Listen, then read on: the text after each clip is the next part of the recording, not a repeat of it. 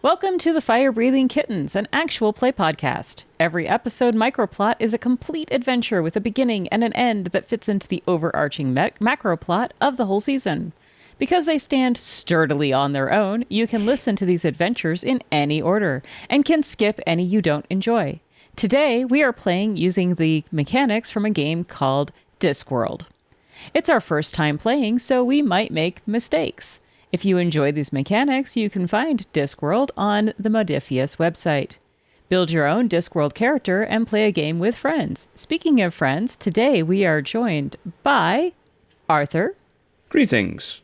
I'm Arthur, humanoid android, and I would describe myself as having quirks of being laughing unconvincingly at all jokes, no matter how bad they are, taking people literally in everything they say, and being gullible and easily lied to, and not taking time to rest can cause me to develop a high cache, which can lead to cognition and reactions behaving unpredictably, causing the appearance of drunkenness. Sophia Yang. Sorry? Hi, I'm Sophie. I'm a blonde, obviously dyed, cyclops wearing a pink skirt and high socked tennis shoes. My organization is Fire Breathing Kittens Guild. My background is cyclops with a pink jacket and skirt and high socks and tennis shoes. My niche is that I work at Cooksey's dye shop, and my boss is Mr. Vira Raghavan, and my coworker is Ankita Woody. My 3 quirks from the rule book are: have you been here before? No, never, and I can't believe I'm finally here. Number 2, flailing nunchucks I readily hit myself and others with. And number 3, what has shocked me the most about the city? Well, the introductory offer from the Thieves Guild. I may have been mugged, but I got a new barbecue set out of it, which I'll adapt to. I may have robbed a bank. Yes, but I got to be in a movie, and I unrobbed it afterwards. I am idealistic, spelled E-Y-E, idealistic. I'm overly idealistic. I'm gullible, and I believe anything readily. And Stewart Bugotsky. Hello, everybody. The name's Stewart. I will read my character sheet like my fellow fire-breathing kittens. That is my organization, Fire Breathing Kittens Guild. My background, I am a prodigy elf wizard, born to capable but fawning parents.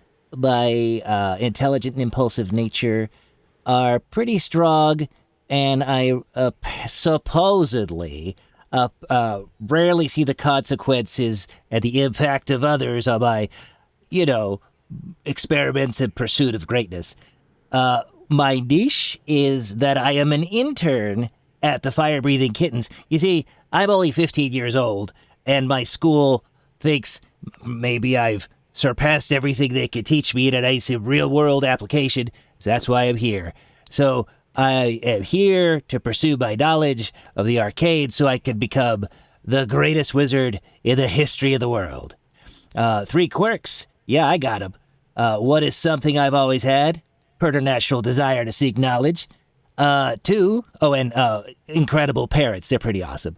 2, something I'm bad at. I could not answer this question, so I handed it to a friend. They said, seeing my impact on others, Stewart always assumes he's doing the right thing and usually blames others when things go wrong. I don't know what he's talking about. That seems pretty off base. 3, what is my defining feature? Well, apparently having silver eyes is pretty unique, and I got those. Personality-wise, I'm proficient magically with, but oblivious to responsibility and accountability. I didn't write that part. Yeah, I need some new friends. But that's why I'm here. Wonderful. So, we open in the Fire Breathing Kittens Guild Hall. Arthur, what does it look like when you receive a bounty hunting mission from your contact, Mortimer?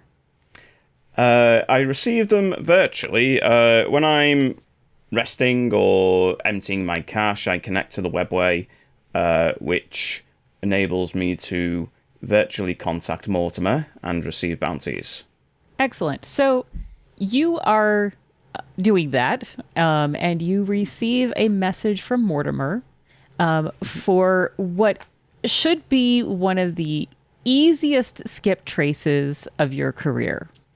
It's a tax evasion hearing for Colonel Nathaniel Ashford, who apparently is in a little bit of trouble with the taxman and failed to appear for his hearing yesterday. You need to go and get him and bring him to the courthouse. Mortimer Marvelous. adds a postscript that says, "This one should be pretty easy. I think you can take your intern with you when you go." Fantastic. Thank you, Mortimer. Oh, yeah. So, as I receive this, I come back to reality, so to speak, and I look around and see the nearest intern and say, hello, I don't think we've met yet. Oh, hello. Yes, sir. My name's Stewart McGaskey at your service. What kind of donut would you like me to procure you? Unfortunately, I do not eat, but I was wondering if you would fancy joining me on a little bit of a quest stroke bounty mission. Yeah. That beats getting donuts. Yes, sir. Let me know where we need to go, and we can do that right away. As I look around, assuming this is easy, I wonder if anybody else would want to join me, so just loudly kind of say out loud, is there anybody else who would like to join me upon this quest stroke bounty? Tee. I make like my characteristic sound, and the Cyclops looks up from where she was painting the wall of the guild hall. It clearly wasn't done right. You know, when you see that little smudge, you're like, come on, guys. You ever seen something repaired wrong? It bothers you. I was fixing the wall of the guild hall, and I look around and I say, "Oh, hello. Allow me to introduce myself. I'm Arthur 331. hi, Arthur. I'm Sophia. Oh, hello, Stewart. We meet again. How's your mom?" She's, so right now Stewart's kind of blushing a little bit because in the last adventure with Sofia, she was doing a lot of cheering, and so every time I'm around Sofia now, I get kind of all weird inside, but not like super weird, just a little weird. Yeah, she's cool. She's cool. Yeah. Hey, Arthur, Sophia's pretty awesome. You should, totally, yeah, she'd be great. Sophia, I've been informed you're pretty awesome and pretty great. Would you like to join us upon a little quest stroke bounty? Oh, thank you. Oh my gosh, yes. I flip my ponytail. I've been reliably informed that it should be quite easy and there should be absolutely no problems. Yeah, who are we bountying? We are bountying a person called Colonel Nathaniel Ashcroft. I think the Colonel might not be his first name. And apparently he's failed to pay his taxes. Ashford. Ashford. Sophia clearly recognizes that name and her face falls a little bit. She goes, "Oh, I've met him. He's a delight." Well, hopefully So you he say will be no a delight. problems, huh? That sounds pretty easy. I was hoping for something a little bit more challenging. Marvellous. I've just realised I did not ask where we should be going for this quest, so I'm just going to go back to the webway and engage with my contact. So I just suddenly look as if I'm shutting down for a few seconds. Hello, Mortimer, could you please provide me with the destination for this bounty? Arthur, it's a skip trace. If I knew where he was, I wouldn't need you. But his home address is, and he gives you the skip's home address. While, because I'm a little bit of a scamp, while Arthur is shut down, I'm gonna draw a teeny-tiny but elegant-looking mustache on his face. But it's very tasteful. It's not like gross. What color are you drawing this in? Well, I assume it was a black marker, so deep Okay. black. But it's got a little bit of a curl, like, it's bushy, but not overly so. Not like it's the most prominent thing on his face, but it has some style, like he's attentive to his aesthetic, It's really an enhancement if you think about it. I come back to life, so to speak, and tell everybody that we have his last known address. All right. That sounds like a great place to start, sir. Mm-hmm. May I call you Arthur? Yeah, by all means do, yes. Oh, great. May I call you Stewart, or would Bagatsy be preferable? Or? Stewart is what everybody calls me. That will work. Or hey, Marvelous. you. I will respond to also. Thank you. So, I guess we should go to this address, is our first step. Yeah, and I should tell you guys before we start out, I've met this guy before. Oh, of course. We were attending this garden party, and across the way, across the water, in St. Lumiere, they have this rival mecha fighting cool thing. Anyway, so they sent this mech thing over to the garden party, and we got to pilot the mech and show off. And before and after that, there was some flirting, but I just remember the mech fighting. But anyway, this guy, Colonel Nathaniel Ashford, I think. Anyway, the mech fight was really cool. So what's this about? Sophia tells you more about this mech fight as you are walking towards the address that was provided. Yeah. Did you happen to procure any spare parts? My left arm was recently left in a state of poor functioning. Ooh, this seems like a roll. I feel like I could roll for this. GM, can I roll for... Yeah. What trait do you want to use for this? I'm looking at my traits. I have works at Cooksey's Dye Shop, Cyclops with a blonde ponytail, have you ever been here before? No, never, and I can't believe I'm finally here, flailing nunchucks, what has shocked you most about the city, the instructor of Thieves Guild, I may have been, but I got a new purpose. So, have you ever been here before? No, never, and I can't believe I'm finally here. Might apply, because maybe I was so enthusiastic during the mech fight that I kept a souvenir. I was really excited about the shiny paint, because as a Cyclops and as a dye shop worker, I love colors. So the metallic, if you ever seen a car under the sun, glistening with all of the, it's so beautiful. I kept a little bit. I did. This doesn't apply very well, so I'm going to give you a D6 on it. Now, for the listeners for the listeners at home, let me go over the Discworld mechanics for you, because they are very, very easy. Essentially, when it's time to test whether you can do something or how well you do it, you call upon one of your traits, explain to the GM why it is applicable to the circumstance, and the GM assigns you either a D4, a D6, a D10, or a D12, depending on how applicable it is. The higher the die, the more applicable, the better your chances of success. The player rolls that die, and the GM rolls what's called the narrativium die, which is a D8. And if you know anything about the Discworld setting, you know why it's a D8. We're not playing in Discworld setting, so it's not quite as relevant, but it's still mechanically a cool thing to do. And then if your roll is higher than the D8, you succeeded. If your roll is lower than what the D8 shows, you did not succeed. If it is a tie, it's kind of like you succeeded, but you take a consequence anyway.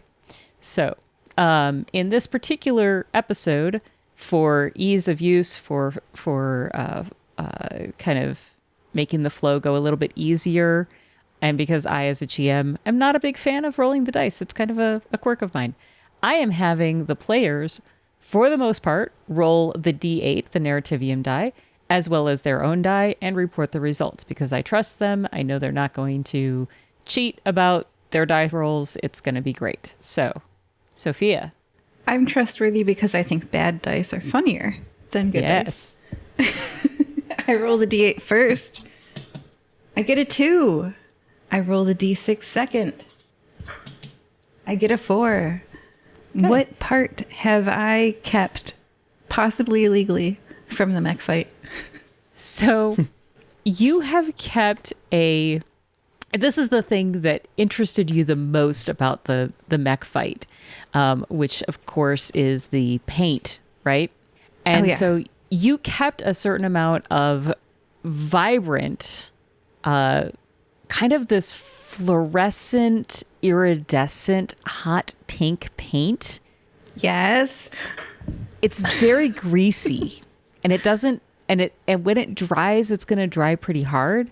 But in the meantime, it could be used to as a temporary fix for a mechanical person in need. I excitedly show this to Arthur, and I'm like, it's so beautiful. It does have a certain pinkiness to it, I will say.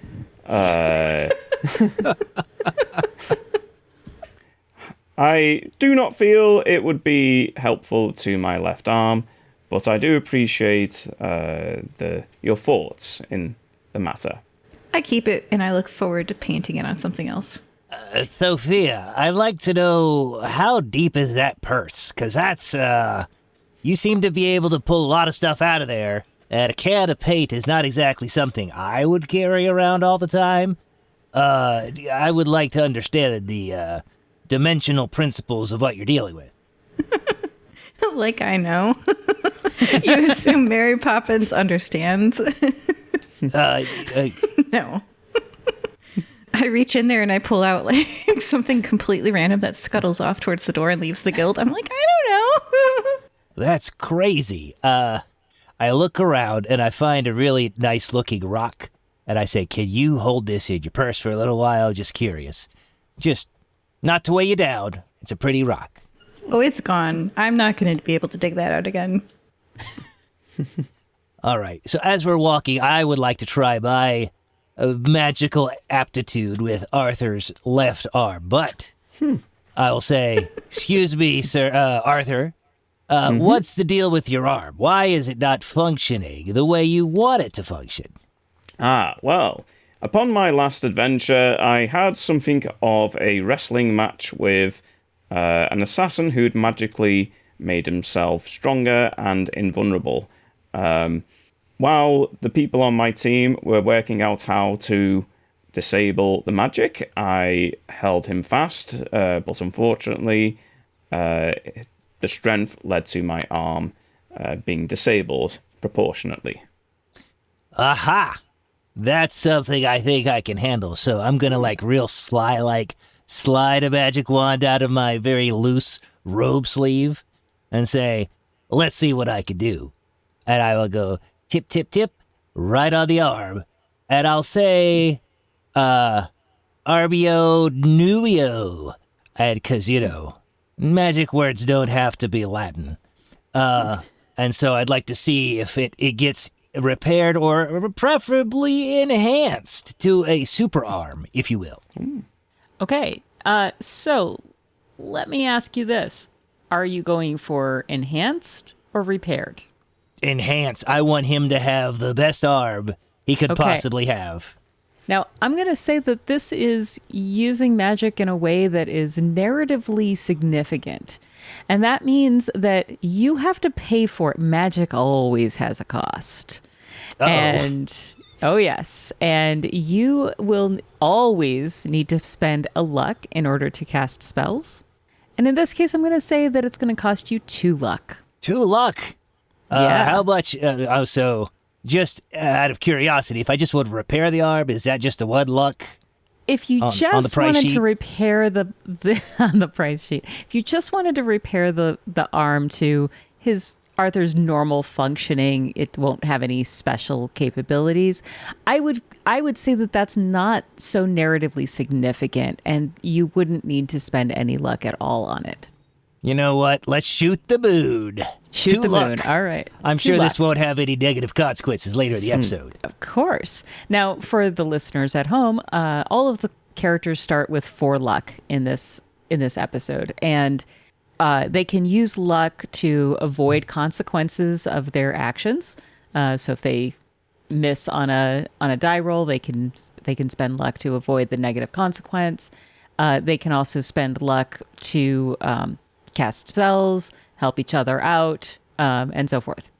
So, Stewart, what trait are you using to affect this improvement, this enhancement? Well, I would probably say that I am intelligent and impulsive, and that seems like what I'm trying to do, like to resolve this. I'm trying to intelligently fix his arm and impulsively just do it. Let's make it as incredible as possible. And then I always assume I'm doing the right thing. And so if things go bad, I might blame somebody else. Okay.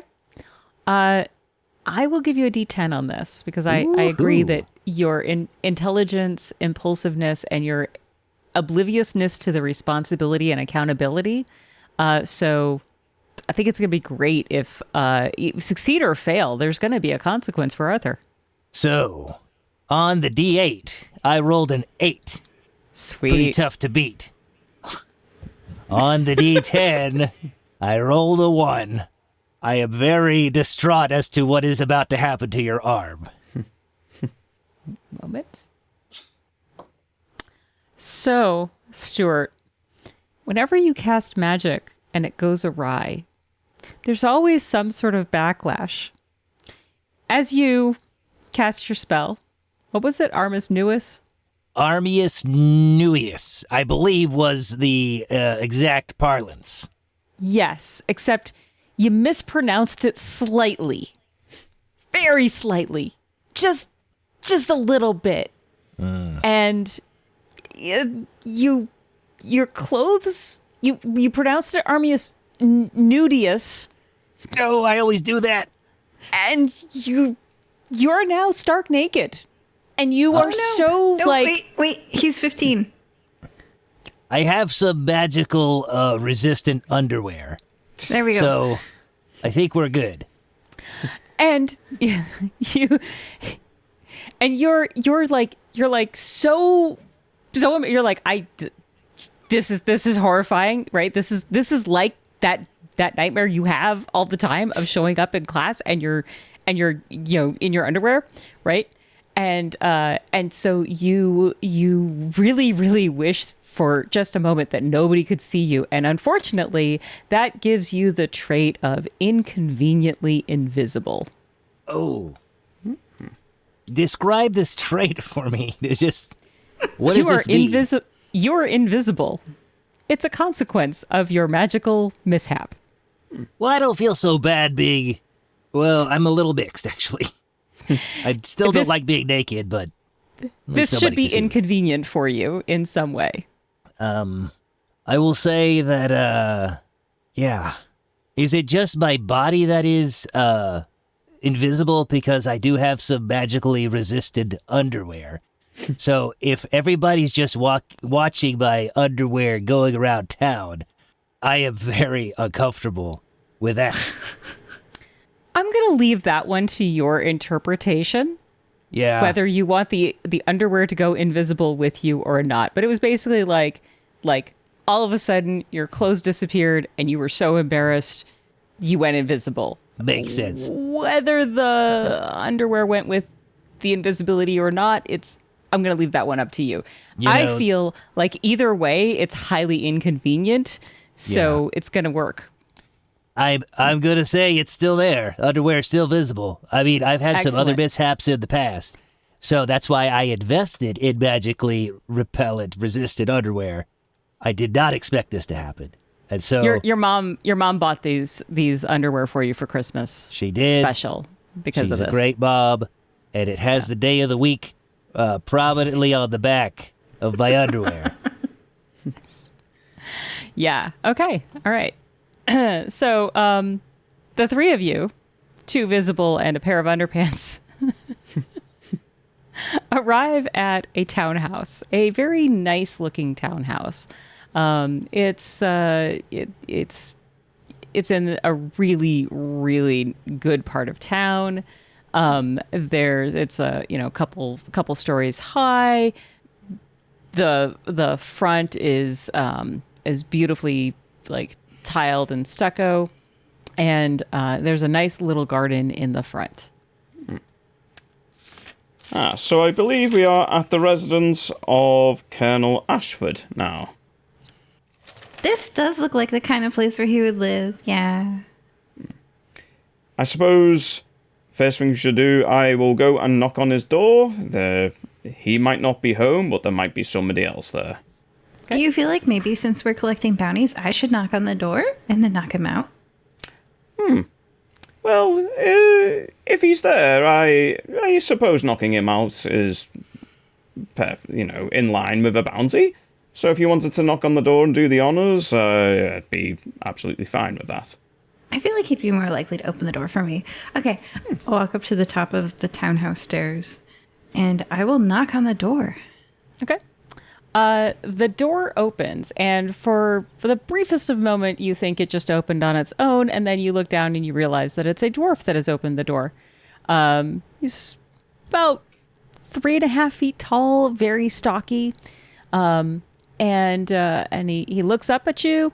He's dressed in a dark gray suit with a fairly simple cravat tie, and he looks up at you and he says, "Can I help you?" Oh, hello, it's Sophie from Mr. Darcy's garden party. And he nods and says, "The colonel is not home at this time. Bummer. May I take a message?" And from inside, you hear a voice like a badly tuned internal combustion engine screech, "Who is it, Percival?" You hear a deep sigh. "May I ask who is calling?" Hi, I'm Sophie Yang. I met Nathaniel at the garden party of Mr. Darcy, with Miss Carolyn Bingley and Captain Edwina Hale. And unfortunately, sadly, Lieutenant Julian Markham, may he rest in peace. For the listeners, this was The Quartet Resumes. One moment. He closes the door. You hear that shriekish voice and some murmuring, and then he opens the door and says, "Please enter." I'm going to bring my friends. I gesture for Arthur and Stewart to join me. Mm-hmm. We wait in, I think there's like a foyer in these sort of fancy townhouses. Yeah, there's a foyer that you were led into, but Percival leads you into a parlor, a sitting parlor, and there is the player doesn't know the difference. A foyer is like the entryway, so a parlor is like a place where you would sit. So he leads you into a sitting room essentially, and you see a woman who is in her late 70s, wraith-like in her appearance. She is rather tall and just stick thin, and she says, "Can I help you?" Hello, I'm Sophie. These are my friends Stewart and Arthur 331, and I met Colonel Nathaniel Ashford at Mr. Darcy's garden party. I thought we hit it off. Yeah? Do you know where he is? The last I saw him, he was at the garden party. Is he not here? No, he's not here. Yeah, he's supposed to make it to a hearing yesterday, and he missed. Dang it! I was hoping you might have seen him. I'm his lawyer. She holds her hand out. She says, "Hortense Petty." I shake it vigorously with my steel hand. Now, thank you for your introductions. Arthur, you've been doing some skip tracing for a while in New Anthera, right? Yes. Mm-hmm. Hortense Petty has a bit of a reputation She's kind of known for representing some truly reprehensible characters, like murderers and gangsters, kind of thing. Oh, and Arthur, that is definitely not Colonel Nathaniel Ashford. He was like a cute guy who was rich and like he wanted a wife, and like then he met Sophia, and Sophia was like, ooh, shiny colors, and like this is not a gangster. This no. Anyway, come with me. And she leads you further into the townhouse, into the dining room in particular, and you see that the dining room is in shambles. Furniture has been turned over, glasses have been broken, there's some crockery that's been shattered. And she says, as you can see, I think something may have happened, and I gotta say, Nathaniel's my favorite client, so I wonder... Since you're looking for him, and I'm definitely looking for him, maybe you guys can find him for me and help me out a little. I would inquire, is it purely in regard to his taxes? Or are you allowed to talk a bit more about why you're interested in finding him? Well, we've got attorney-client privilege, but, you know, he did have a hearing yesterday, and I guess you know that it was about the taxes. Yep. It's the stupidest thing, because he wouldn't need to skip out on this. It's not that big of a deal. He was ready to pay for it. That is a clue. Seems unusual his house would be turned over for not paying taxes. Yeah, it's not like he's in with some mobsters or anything. I think he's just I think something happened. Would you happen to have any information on where he might be, or... So what kind of skills are you using, or traits are you using to investigate the good attorney? Inquisitiveness? That's a great one. I feel like that is definitely relevant here. So we'll give that a D12. Okay. 5. And then roll the Narrativian die as well and compare them, please. That's the 6, isn't it? The D8. It's a D8. The 8 colors of magic. Ooh, that's a 7. Okay. So, if you wish, you can use luck to avoid the consequence of not succeeding on this. The consequence here is going to be that you will have irritated the help, and if Percival or Hortense is hostile to you, none of the staff associated with Nathaniel is going to be helpful. Do you want to spend luck to avoid this? Sophia could do it. Yeah, I have no other use for my luck. I don't cast magic. I have nunchucks. So I'm going to try to make Arthur more likable. And I'm going to say, Arthur, would investigating this mean that you can't attend to your castle? You know, how you are a king of Castle Madrigal? You were telling me about it in the bar beforehand. How all those servants and all those people look up to you. If you're not there to attend to them, if you're investigating this, won't they suffer from lack of you? I would like to roll, crap. I have traits. Give me a sec. Which trait would you like to use for this? Can I use my niche? Because when I work at Cooksy's Dye Shop, I often talk customers into things by talking up Mr. Veera Raghavan. Yeah, I'll allow it. I need to beat a 6. You need to beat a 7. He rolled a 7. Gosh. Yeah. I feel like your role playing here is going to push you to a D12. I'm going to be very, very generous. You're so nice.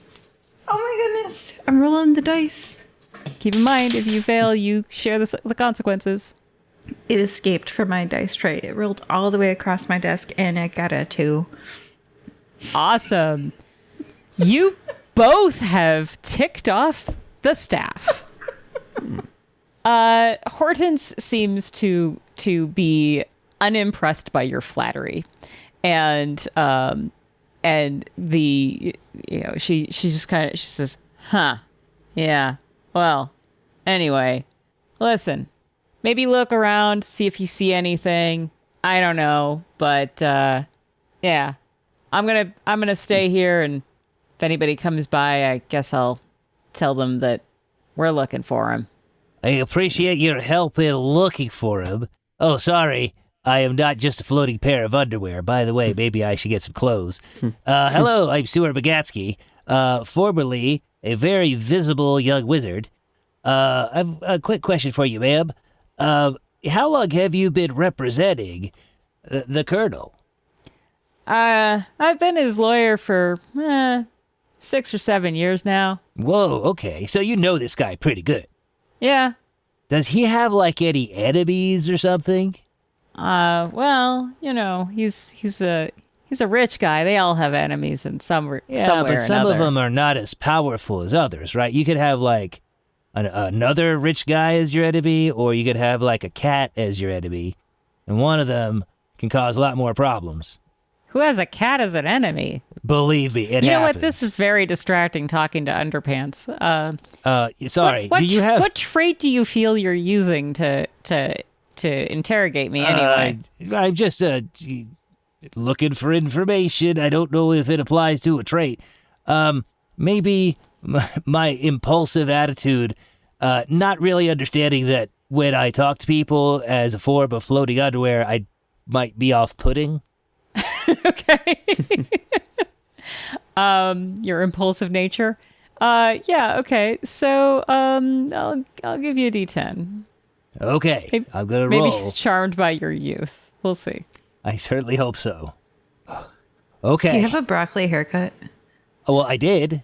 Well, actually, it's a little bit longer, so it's kind of like a broccolini. I don't know if broccolini looks like that. I don't have a vegetable that equates to my hair, but I'll get back to you. This is a much better roll. The D8, the narrativium die, I got a 2. And on my D10, I got a 9. Okay. She says, well, to be honest, I don't know that much about any quote enemies, but I do know that he had rivals for his business. He owns a shipping company. He operates out of an office on Corning Street. I'll give you the address, but I know that that he often works with pretty valuable cargo and some pretty wealthy clients. That is a clue. Interesting. Out of interest, I know we've had our disagreements already, but I was wondering if he's ever had any trouble with his finances before? Nathaniel? No. In fact, that's kind of the problem. So, tell you what, check out the backyard. You'll see why. Ooh, ominous. So, I'm going to go and check out the backyard. Does anybody want to come with me, or you're going to... Yes? I'm raising my hand, but you can't see it. And then it takes me a minute, and I just gotta go. Okay. So, go out into the backyard. Okay. All right. So, so the three of you, Sophia, do you go as well? Yeah. Okay. So the three of you head to the back garden, which is really nice. So this is a townhouse, so it's fairly narrow on the street, but the back garden goes for a long ways. It's it's quite deep, and you can smell some grass trimmings and roses. You hear birds and the whine of a leaf blower. This garden is it's long and narrow and contains a small circle of trees, a bench, some rose bushes, and a shallow pond that has a little sign next to it that's like hand calligraphy. It says "Make a wish." There is a red-haired man. Sorry, there is a red-haired gnome operating the leaf blower. I'd like to go and speak to this gnome. Okay. So So I introduced me. Good noon, sir. I am Arthur, 331. We were just recommended to come and have a look at this garden. I have to say you're keeping very good care of it. So I, the GM, cannot pull off a Scottish accent. So you will all need to imagine for the moment that this gnome has a almost incomprehensible Scottish accent for me. Okay. So he looks up at you and he says, yes, I work on it day and night. This is me pride, me joy, and me pain. Ooh, your pain.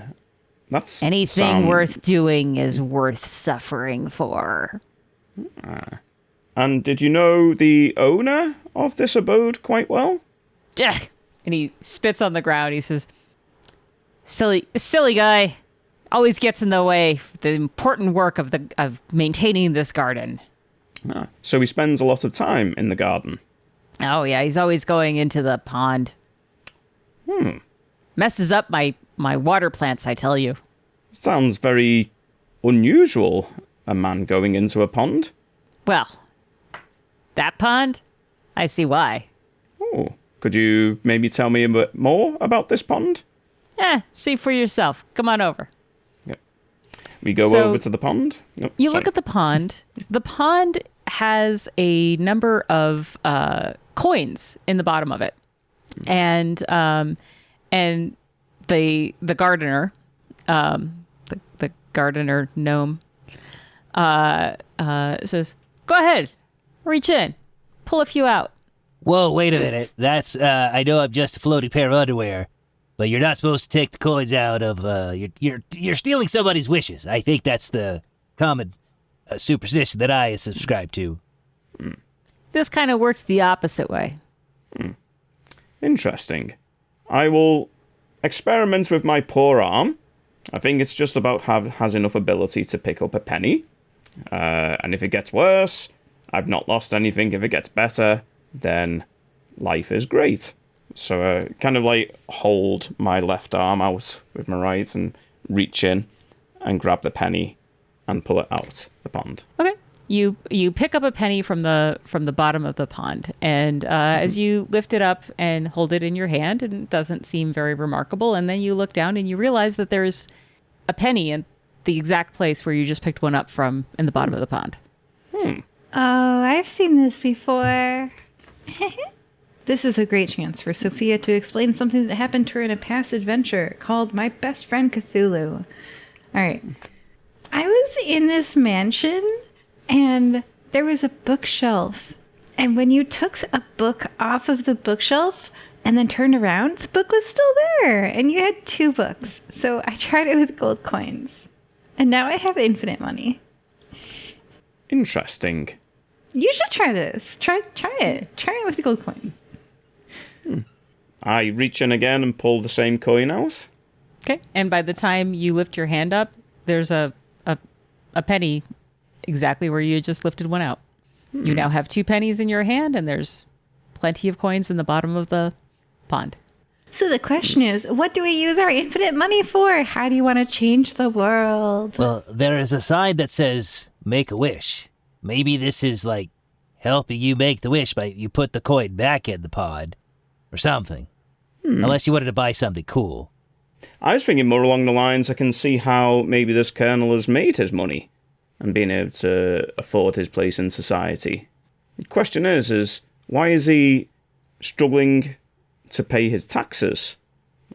He's Well, disappeared. theoretically, if you're getting a lot of extra money from some source, you gotta pay taxes on it, even though there's some nuance with the tax code. It's not exactly earned income.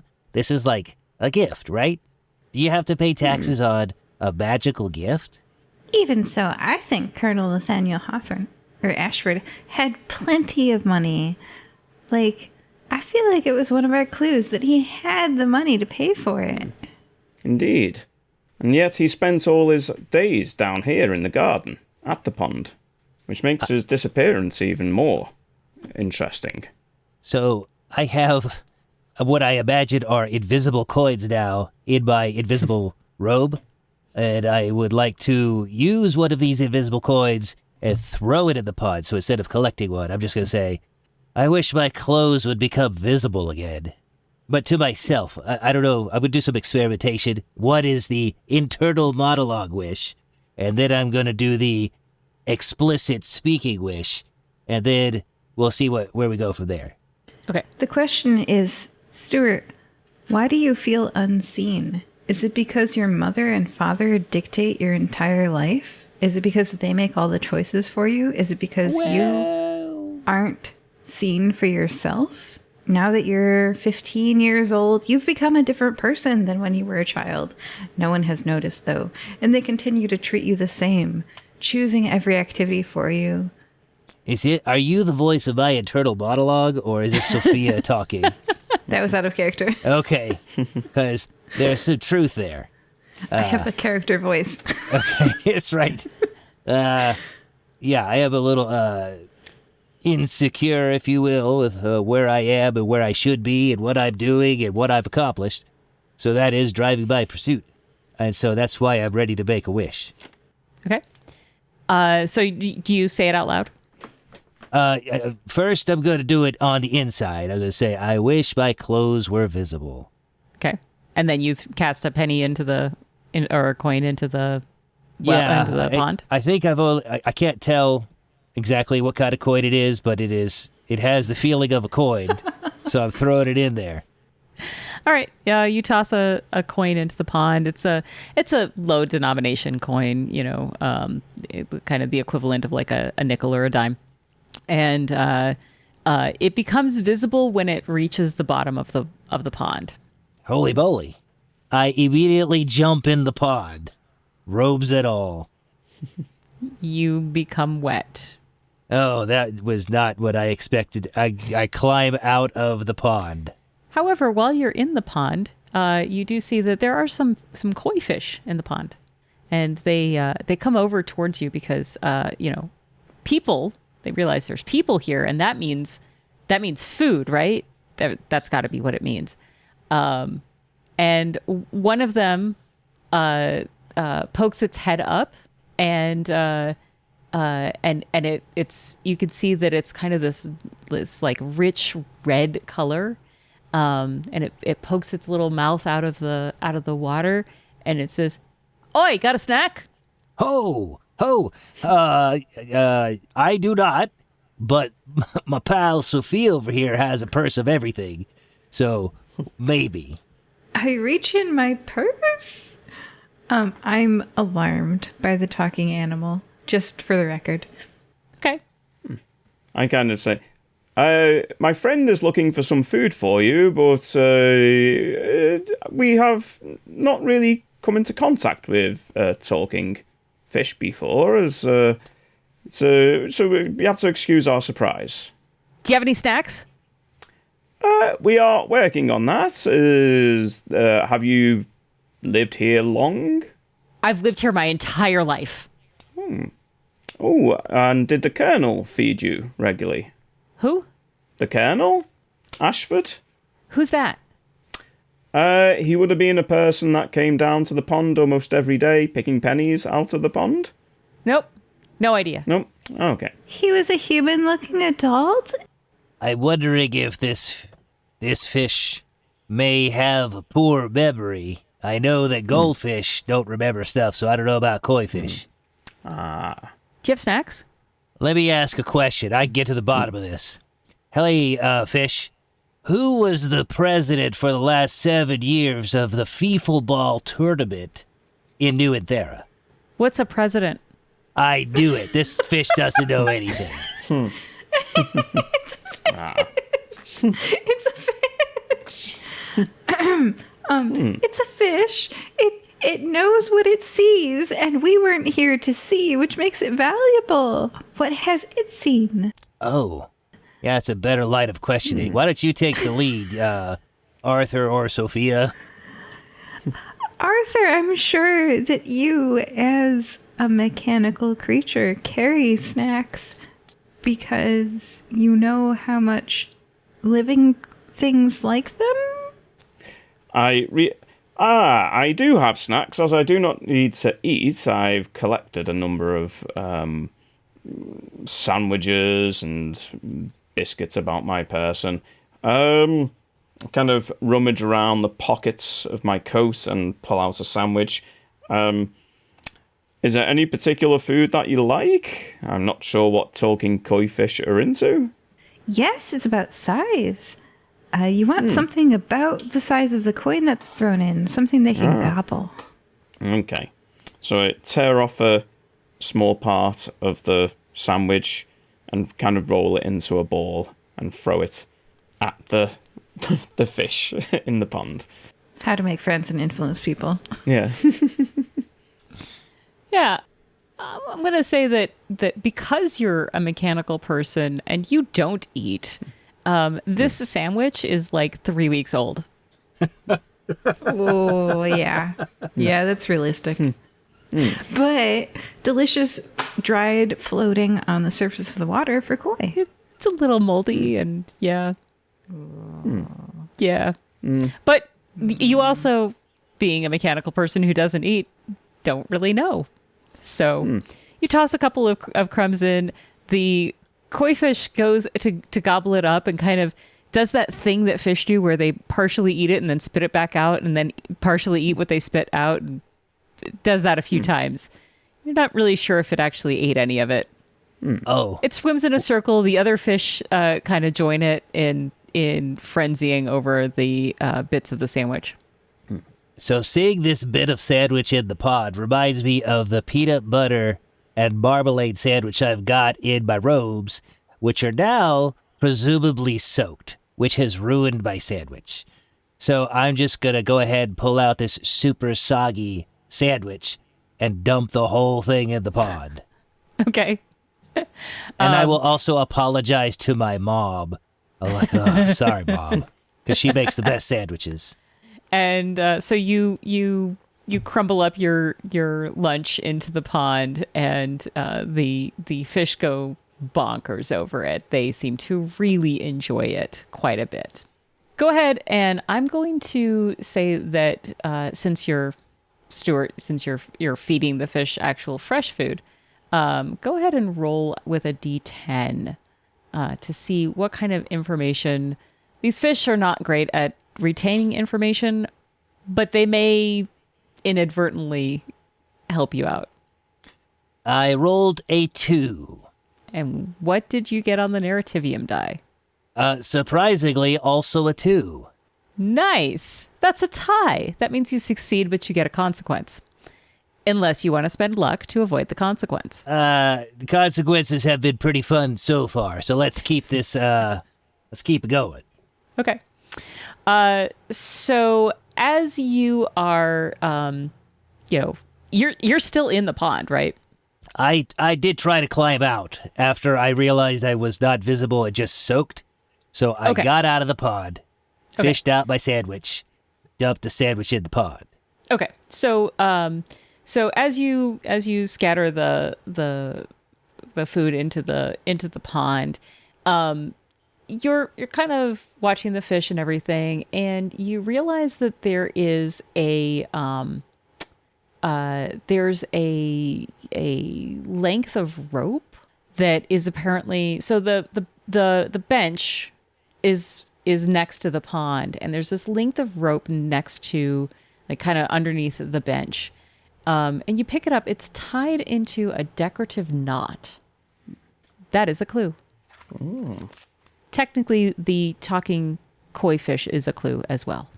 If you can work it into your theory, you can use it. I would like to pick up this rope and hand it to Arthur and say, "What do you make of this thing?" It's a rope with a decorative knot. Kind of observe it. Yeah. Is the rope attached to anything? Like, is it attached to the bench, or is it just independent of itself? No, it looks like a nautical rope and like a kind of like a sailor's fancy work knot. Okay. So it seems here that we have a person of means, independently wealthy, who's always paid his taxes and has for some reason not paid them, has access to infinite money and still has not paid his taxes and has disappeared. His house is in disarray. I think his disappearance is not related to taxes. I think this person might be in some danger. Arthur, I think you're right, and I'm surprised to learn that Colonel Nathaniel Ashford works with valuable cargo and sailors in a shipping company. I thought that he was entirely independent of work. And he does run a shipping company as well, so I wonder if maybe we should visit this shipping company. That's a great idea. Yeah, let's do that. Before we go, can we ask this gnome guy about these fish? Presumably, if he's out here all the time, I'm sure he talks to them. Sounds like a good idea. They probably like hang out. So you're cutting the grass? Yeah. Oh, yeah. I mean, for all we know, they annoy him. Like he's drowning them out with that leaf blower, so he doesn't have to listen to their constant requests for food.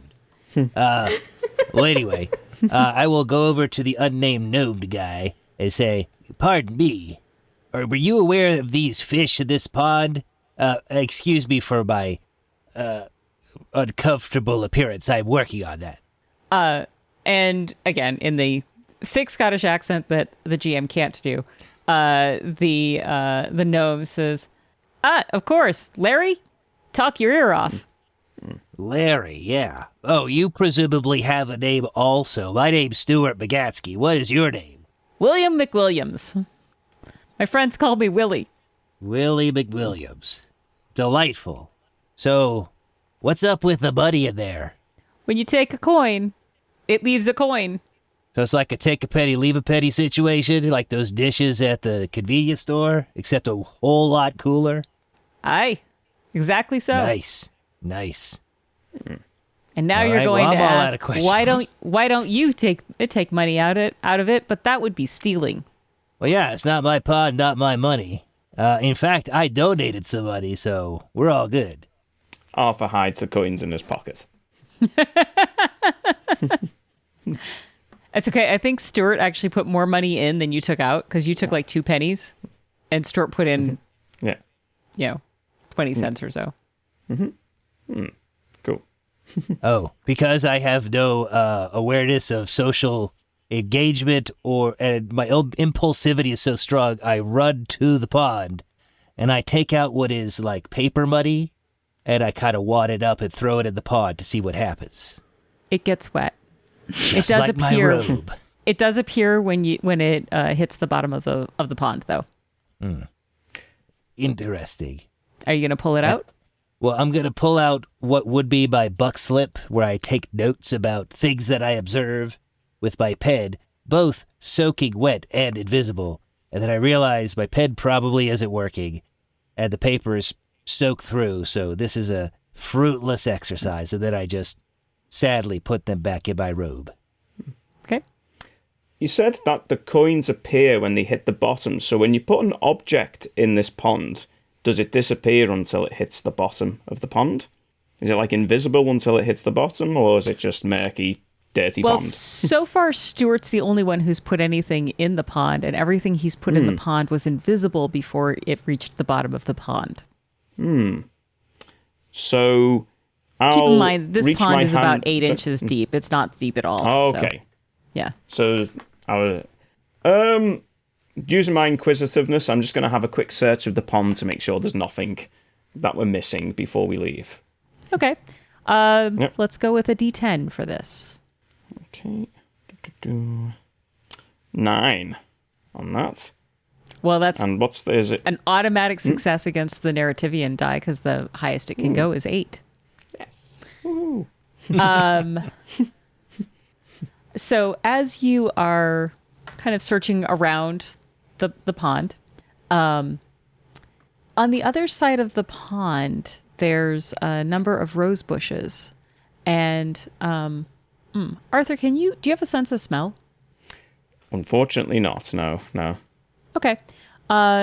There's a rather large red rose that is in full bloom, and it's huge and gorgeous.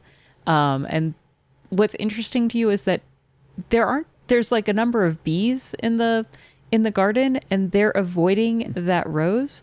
But there's a nasty looking wasp that is apparently crawling all over it. I put my nose up, or I don't have a nose, put my android face up towards the rose and the wasp and just say, I don't suppose you talk as well, do you? The wasp does not speak back to you. Ah. How embarrassing. The rose does not speak either. Kind of investigate the rose, like touch it. Is it a real rose or a fake one? Or Yeah, it's a real rose. It's got thorns on the stem. The petals are soft. One of them breaks off. What does anybody else make of this rose? I'm not very good with plant life.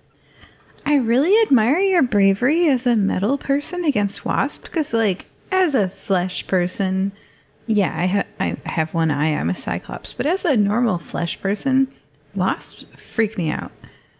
They sting you not just once, but like as many times as they want, and that want number is high.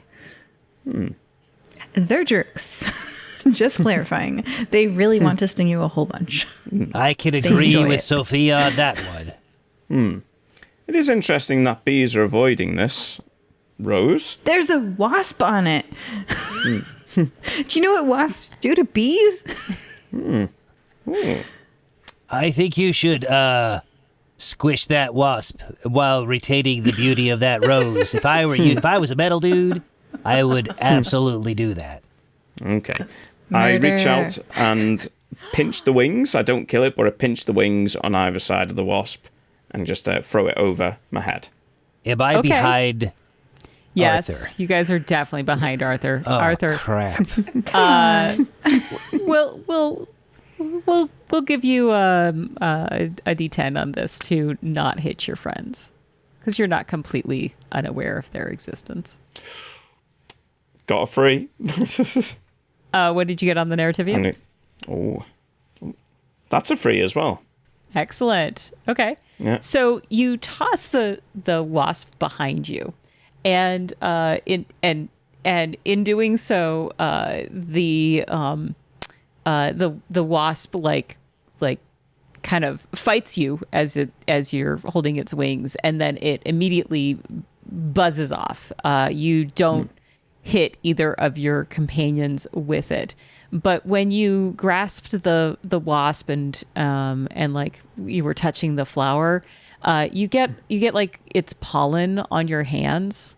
So like now, you and this is neat, because this is where the rest of the party is going to learn something that if you had a olfactory sense, you would have known. Your hands now smell like grilled meat. So put that as a trait. It's a consequence trait. Okay.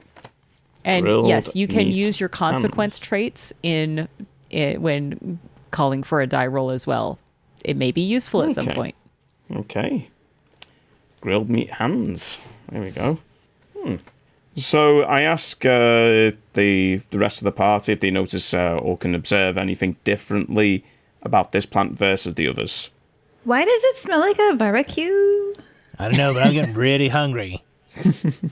Burgers. Roses don't usually smell of barbecue. Maybe there's like a really teeny tiny barbecue happening inside that rose, like microscopic barbecue. I would normally be against defacing somebody's garden, but given that the kernel is possibly in danger, I think I might be justified in digging a little bit and seeing what is the roots of this problem. I like the use of your pud. So I just start using my hand to dig into the ground and see what's underneath this rose. Okay. So as you dig into the underneath in the ground, you're like, digging in to try to get to the bottom of this, right? I'm not even going to make you roll for this one. You dig up what appears to be a torn eye patch. Ooh. Hey everybody, I found an eye patch. That's weird. Should I keep digging further, do you think, or... I'm gonna step away in case you dig up a body. Stewart, do you want an eye patch? Yeah, sure. That might be... Eye patch and underwear is probably better than just underwear. So I'll go ahead and wear it. Yeah, it's not a magical Okay, eye help patch, yourself. so it goes invisible as soon as you put it on. Oh, no. Fortunately, gonna you take- can see through it. Oh, yeah, I guess that works out. So, I keep digging a bit further. Okay. Like, You dig a little expanding the further. search a little There's bit no more? body. You don't find a body underneath or anything like that. But Willie comes by after you've been digging in the dirt for a bit and says, "What are you doing to my roses?" We're looking for things underneath the ground. Yeah, what I want to ask you is, why do you have an eye patch under your roses? Like, is there a body down here? Of course not. What eye patch? Oh, sorry. I take it off and I hand it, well, I put it into Sophia's hand and then I let go. Okay. Is it would still you- invisible?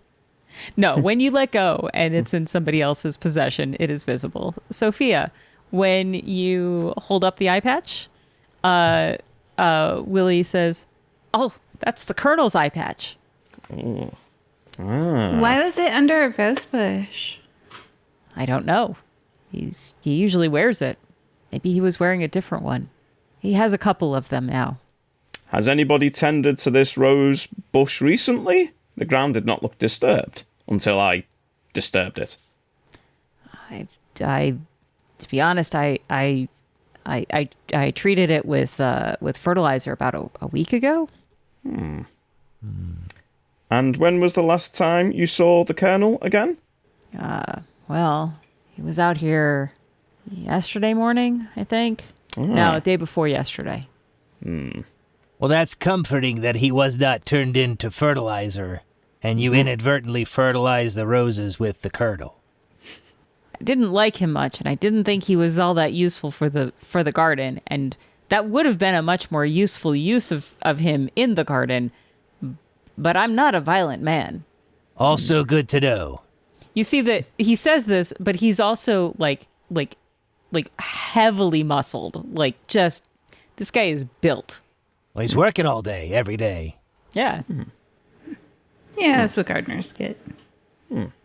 Couch people, fat. Gardeners, built.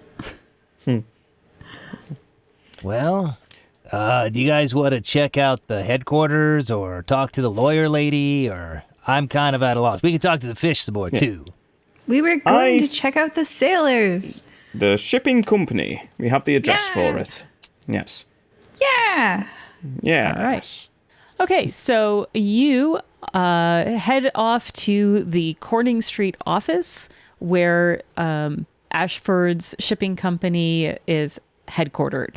And this is a great time for us to take a short break. You've been listening to the Fire-Breathing Kittens with Sophia, Arthur, Thank you. and Stewart. Well, this is a crazy predicament, but I think it's going to work out.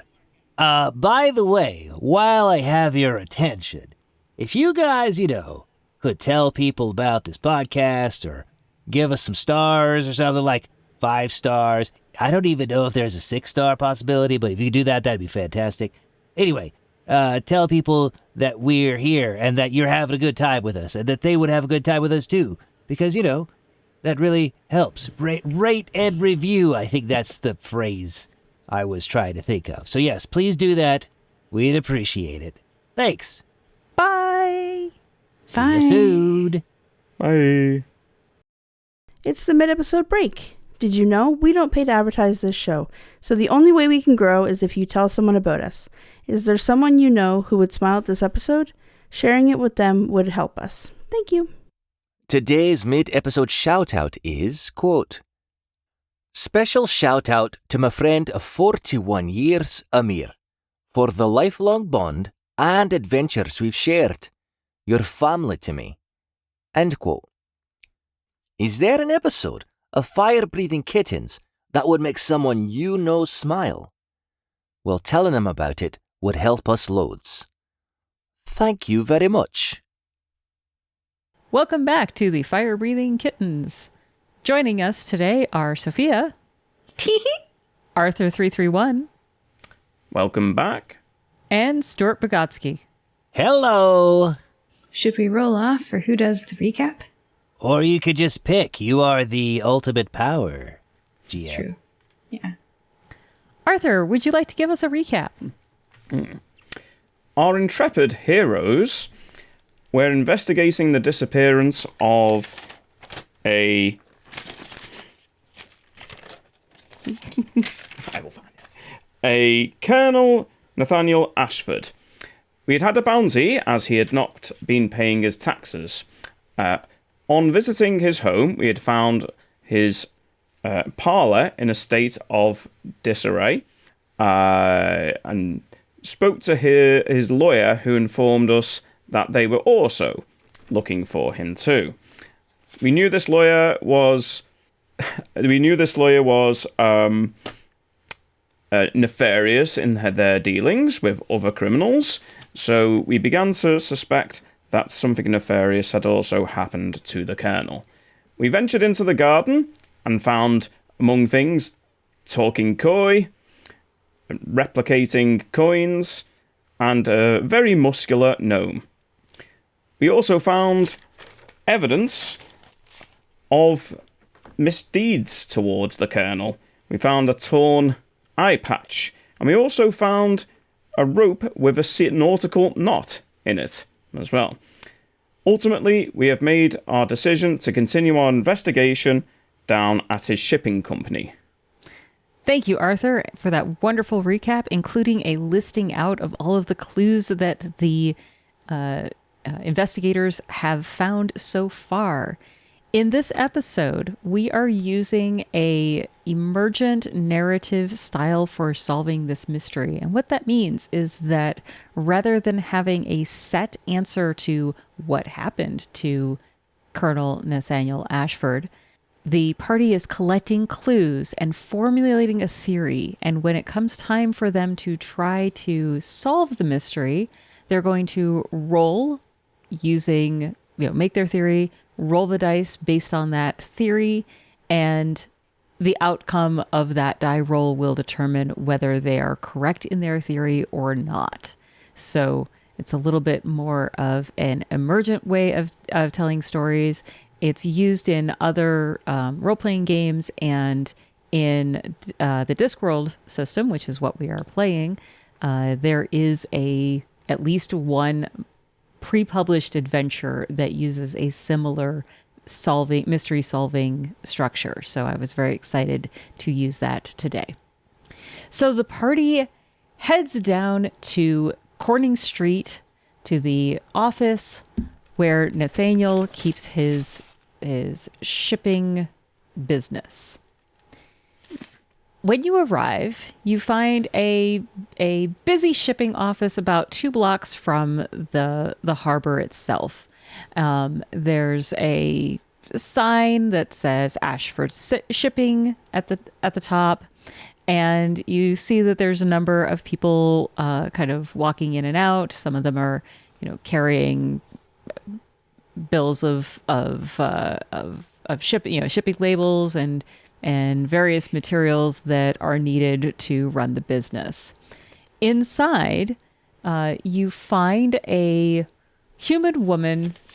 She's average height, average build. She's got brown hair. She's pretty average looking, except she's rather loud and is holding a mug of coffee. Of something hot and brown, I should say, probably coffee, that has a nautical symbol on the side of the mug that says Shipwrights Guild. And she's looking over a manifest when you come in.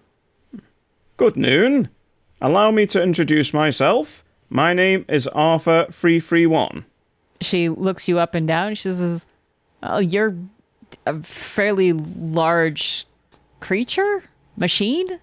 What are you, a mecha?" A humanoid android. Although it's okay. not something I consider very much. How should I address you, if you would like? Oh, sorry, hold on. And she shifts the coffee cup to her left hand and holds out her right. And she says, "My name is George Mackerel." Pleasure to make your acquaintance. My compatriots here are Sofia and Stewart. George looks around for Stewart, says, "Nice to meet you, Sophia." She kind of leans in sorry. a little bit. I ran into a little problem. Everything's all good. I'm here, and I think it's important that Arthur announced me, because otherwise it's just like, what's the deal with that floating underwear, but right? And she takes a step back when you start talking and says, "Okay, talking underpants." Well, no, actually, it's a little complicated. It's a talking person. I am an autonomous life being. I just happen to be wearing underwear, and that is apparently the only visible part of me. So, not talking underwear, although that would be humorous. It is a person. Well, just so you know, we don't really do passengers. But if we did, I'd have to charge you based on your total size, not just the part that's visible. Well, that is not why we are here, but that is important information that probably we could put together with our clue finding. Maybe not. Yeah. We're here to talk about Colonel Nathaniel Ashford. You know about this guy? Specifically his whereabouts. Isn't he at home? He's not due to come in today. He really only comes in about once or twice a week, messes up all my paperwork, and then leaves. Is he an inept boss? We're friends. I'm Stewart, by the way. You can tell us. Are you friends? Stewart, what trait would you like to use to befriend George Mackerel, the overworked foreman for the shipping business? Well, I think I always assume I'm doing the right thing, and I don't see my impact at others, and I'm impulsive. So that strikes me as someone who would want to be fast friends with most anybody. Okay. But what will make George be your friend? I can see how you want to be George's friend.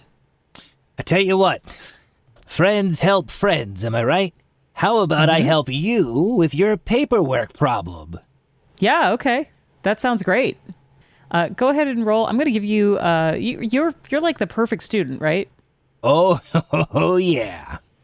So I'll give you a D12 on this. All right. Gotta find my dice roller. So I rolled a 10 on my D12, and just for fun, I rolled the D8, got a 2. Okay. All right. There we go. Here we go. So when you offer to help with the paperwork, with the filing, she points you at a desk upon which there is a very messy stack of papers and a filing cabinet. And she says, "We're using the standard, month date filing system. So if you can sort these in by date and client, that would be awesome." Can do. I'm saluting you. You just can't see it. She watches as the papers move, like apparently without actually anybody touching them, because that's just neat to her. And then you get to work. So as you're sorting through, and as you like approach the desk, you realize this is actually Nathaniel's desk. George's desk is tidy and well organized. Nathaniel's desk is a mess. So as you start digging through the paperwork, you find you find a couple of clues, of course, and one of them is a letter from the Legitimate Order of the Sanctified, thanking the recipient for a sizable donation. Okay. And you also find, as you're sorting and filing the paperwork, you find his appointment diary. It's buried underneath all of the stack of papers. And in it, you see that there is a appointment for today with Sir Edmund Ashford. Do you share that with your fellows? Well, not at first, because you see, I'm very diligent in my organization is my vocation, as I like to say. So I'm just like sorting things, but I'm keeping a mental note about what I see. So once everything's put away, which takes almost no time at all, I will, because I'm just a floating pair of underwear, I whisper to you guys, I'm like, hey, while I was sorting, this is what I found. And I talk about the Legitimate Order of the Sanctified, which I remember overhearing you, Sofia, and Queenie talking about the other day. And then about he's supposed to meet with Sir Edmund Ashford today, which I don't know the name, but the fact that he's supposed to be meeting with him seems significant. I have met all of these people. Yeah, the Legitimate Order of the Sanctified. Okay, so we may have murdered their leader, Scamantha, a little bit, but I hear that they're in a great place. They've got a new leader and they're pursuing non-MAOA drug-related enterprises. And also the vampire that was oppressing their town is gone. So, like, they're fine. They're fine now. They're totally cool. They still don't like burlesque shows, but they're still cool a little bit. Anyway. Also, I met Sir Edmund Ashford, and that's my roommate. I live with this guy. He's cool. He's like in his 60s. He looks super grumpy, but he's actually super nice. And he and Cthulhu or whatever are friends in the basement. I don't ask a lot of questions, but I do know that if you go through some of the doors in the house, they'll take you right back to the front door. And the food doesn't spoil and the money doubles. And it's like a totally chill house. Is it haunted? I don't know, but whatever. It's fine. Sir Edmund Ashford, the last of his line, totally unrelated to Colonel Nathaniel Ashford. No, because Edmund told me that he had no cousins and he was like the last.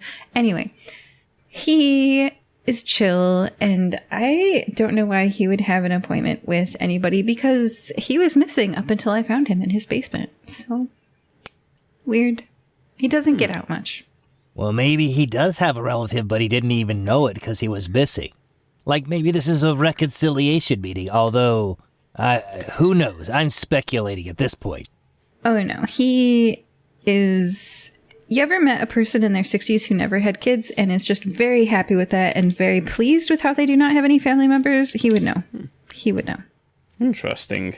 I may have also had a hand in the Order of the Sanctified... sizable donation, disposing of the vampire in the town, and I believe it was my first adventure with you, the fire-breathing kittens, where I may have accidentally caused some deaths, instigated the cult into a riot, and it sounds like they're doing quite well now, which is good to hear. Oh, that's so good to hear. They were such nice people. Oh, so I turn to our new friend George. I say, well, it was a big fat mess, but it's taken care of. So now we're friends, I hope. Oh, sure, she says, and takes another sip of her coffee. Thanks for doing that. You know, like I said, he comes in a couple times a week, makes a huge mess of things. His mail always piles up. It's... How can I help you? Yeah, so we just wanted to meet this guy, and if you know where he might be, or I saw that he had a meeting on his calendar, but apparently not a lot of people know where he might be right now. So we're just trying to, learn more about him so we can say hi. Like I said, I didn't expect him in today. I'm a little surprised. He had a meeting on his calendar, and she looks at it. She says, "That's actually for this morning, and nobody came by." So she kind of shrugs. But I do know that he had an invitation to the grand opening of some church. Do you know what day this grand opening would be? So it was hold on. He left the flyer. He wanted me to put it up, and she goes over to the garbage can and pulls it out. Here it is, and she hands it to you. It's a very amateur-ish flyer announcing the grand opening of the Church of the Legitimate Order of the Sanctified. They have a new building, paid for by a generous patron. Uh-oh. So I just want to say, I'm going to turn to Arthur and Sofia and say, yeah, you're... what you guys did is kind of legendary around the guild. You guys are pretty cool. And I'm really happy to be here with you. But from what I understand, these guys... it's a mixed bag. I don't know if I trust this order, and it seems like this guy donating to the order, I don't know if that's a good thing, so I'm going to rely on your experience. I also seem to recall from the first adventure I had with the fire-breathing kittens that the order were dealing in some peculiar oats that had an addictive nature to them. I would like to investigate the shipping here to see exactly what it is that is being imported. Oh, we just ship goods and things as people order us to do. Nothing too untoward. So, Arthur, you are not going to pick up on this. Mm-hmm. Stewart and Sofia, does she sound a little nervous to you? Oh yeah, I've met a lot of people that sound like that. Mostly after they're accused of being accomplices in what I've got going on, so they get in a lot of trouble. Arthur, of course, takes people at face value, so... Mm-hmm. Sounds all good to me. To give her an out, because a guilty person like a rat would be looking for a hole to crawl through, I would propose that these sailors... I'm like, oh my gosh.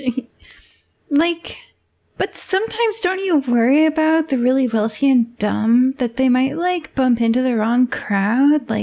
Sailors and people who are much more traveled and weary than they are, who might take advantage of them.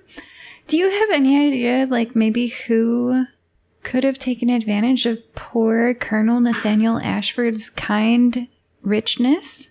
And then as a guilty party, I think that she would jump on that. This is not a request to someone's good-heartedness. It's you want an out? Yeah, I think you might be right. We've had some unusual shipping crates lately. Those riffraff from who? I'd have to look that up. Definitely Okay, lying. I'll wait. Okay, I'll wait. Oh, well, we're not in a hurry or anything. You go ahead and look that up. Yeah. Stairs. We could always go and examine the crates for you if that would be okay. She hastily says, "Oh no, that's not necessary. And she goes and digs into a filing cabinet, and she comes up with a shipping manifest for the Undaunted, which is Ashford's ship. and she hands it over, but it's apparently been torn, so you can't actually read the client name at the top. But it's apparently for some for three irregular sized crates of very valuable cargo and very fragile cargo. Oh my gosh, this looks so expensive. I don't know if you can even touch the paper. Wow. Is there any information on if this cargo is still here or has it been moved? You know, I filed it by date and client as I do, and this is from just earlier like 2 days ago, so we haven't embarked yet, so it may still be on the boat. Okay. Just one other question. We found this rope, and it's got a very peculiar knot to it. So I was just wondering if you could tell, does it look familiar to you? Do any of the sailors here use this knot? So she takes a look at it, and here's what I'm going to ask you, GM to player. Does the sailor's knot currently figure into the theory that you are starting to develop? A little bit, yes. So she takes the sailor's knot, and she tells you, oh, it's a Trinity pretzel knot. It's really it's not functional. It's more decorative. Oh man, Nathaniel would have hated that. So it wouldn't be useful in restraining somebody, or? I mean, you could use the rope for restraining somebody, but you wouldn't use this knot for that. It's not a knot I'm familiar with. Is there anybody here, works here, uses this knot? Most of the sailors know a lot of knots. Some of them are more functional than others. I mean, I myself am an expert knot tire. Interesting. Hey, Arthur. Can I hold that knot for a second, please? Certainly. Let's hand this over. No. GM, I want to know if this knot becomes invisible. Yes, it is not a magical knot. Okay.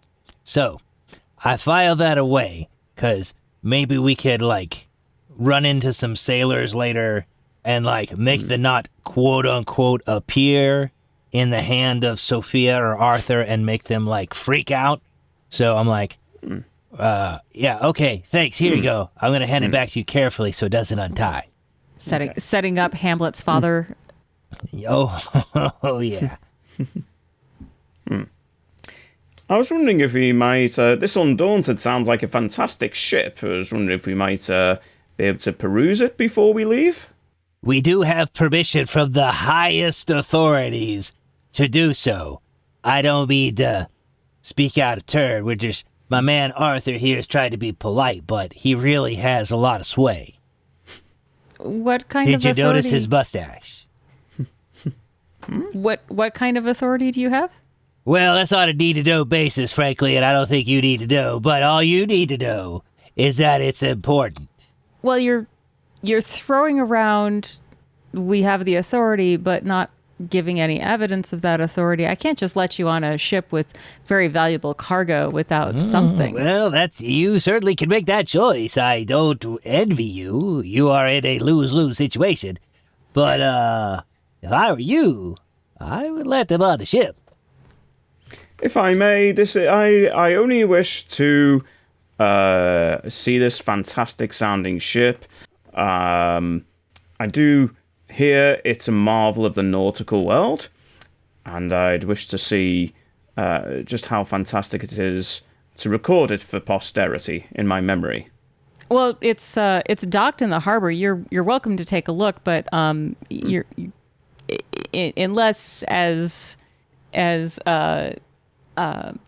your friend Stewart here says you have some sort of authority to work from. And by the way, Arthur, you do actually have authority. You are a bounty hunter looking for the owner of this ship. And And you've also been asked by his lawyer to find him. So you wouldn't be bluffing if you Yes. if you said, no, I actually do have that authority. I don't know. Just reminding you of that. If you're deliberately Yeah, I was just... playing it cool, that's cool. No, but I was just yeah. wondering if I would have any... As a bounty hunter, are you allowed yeah. to go into places like that? Or, Oh, yeah. yes. It's inadmissible in court, but, you know, you're looking for somebody who jumped bail. Sure. Okay. Yeah. I have been asked by a Percival Hortin, his lawyer, to find him so that we can resolve some legal issues he's been having. And this will be very important for the whole business, which employs you, to continue functioning. You're saying that Hortense Petty hired you? Yes. The lawyer. The lawyer, yes. I'm lying, by the way. I'm telling a fib. Well, Or you're not though. white lie. She did ask you. Well, she asked. We didn't confirm. Oh, that's true. We That's true. never Okay. said any like payment. Okay, in the strictest sense of the term. Okay, all right.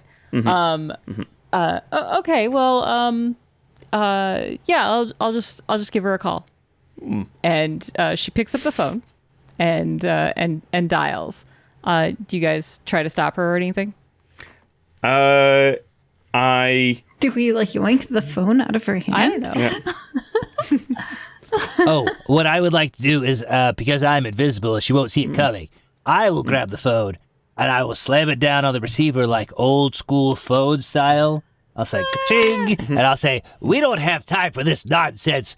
We need to find this man, and you are standing in the way, and we really need your help to do the right thing. Don't you want to do the right thing? Okay, so I'm gonna have you roll.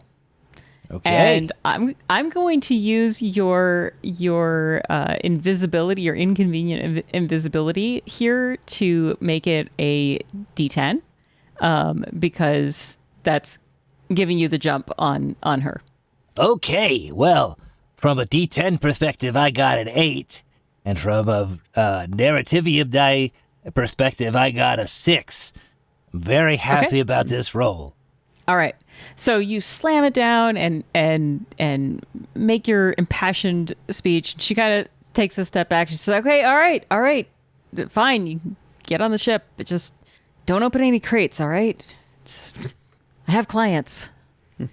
No, I understand. We're just looking for a man. All right. You guys head to the harbor?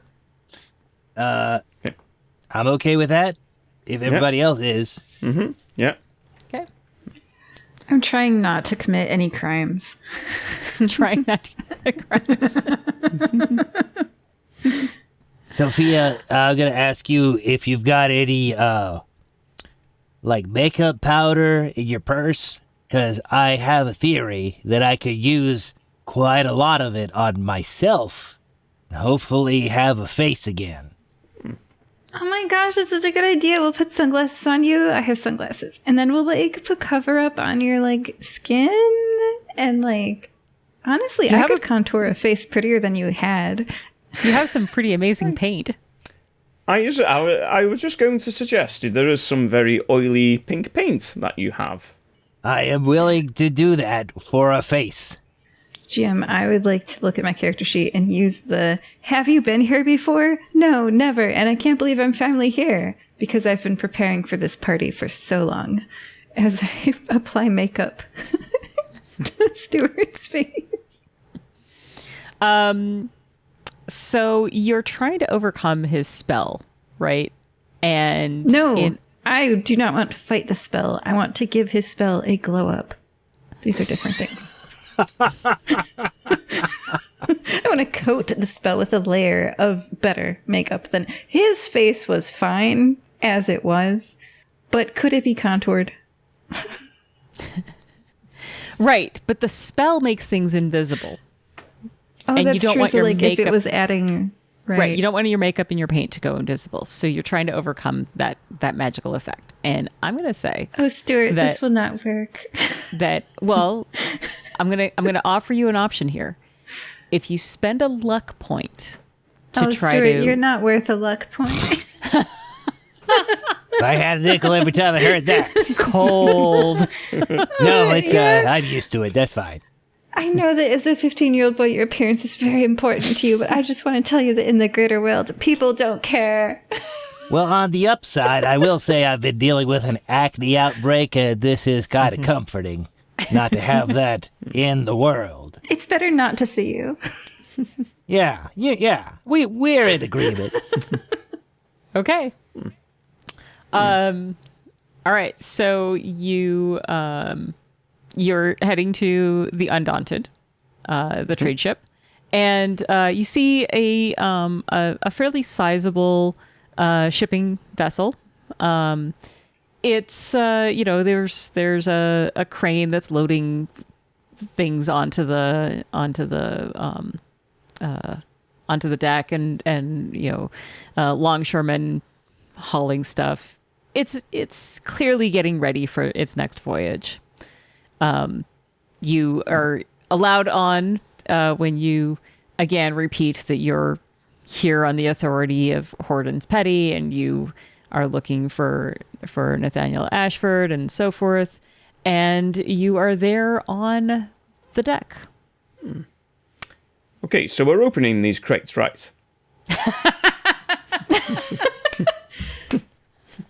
I don't know if we, the visible people, are. Maybe. Yeah, Are I was thinking invisible. about that, and so I turned to Sophia, and she can't see me, but I'm a little bit embarrassed, and so I turned to Arthur. I say, Arthur, I got a big favor to ask of you. Mm-hmm. I need you to hold my underwear. No, he's X card. He's 15. No, I'm going to be 15. invisible, X. though. Okay. X. Brr.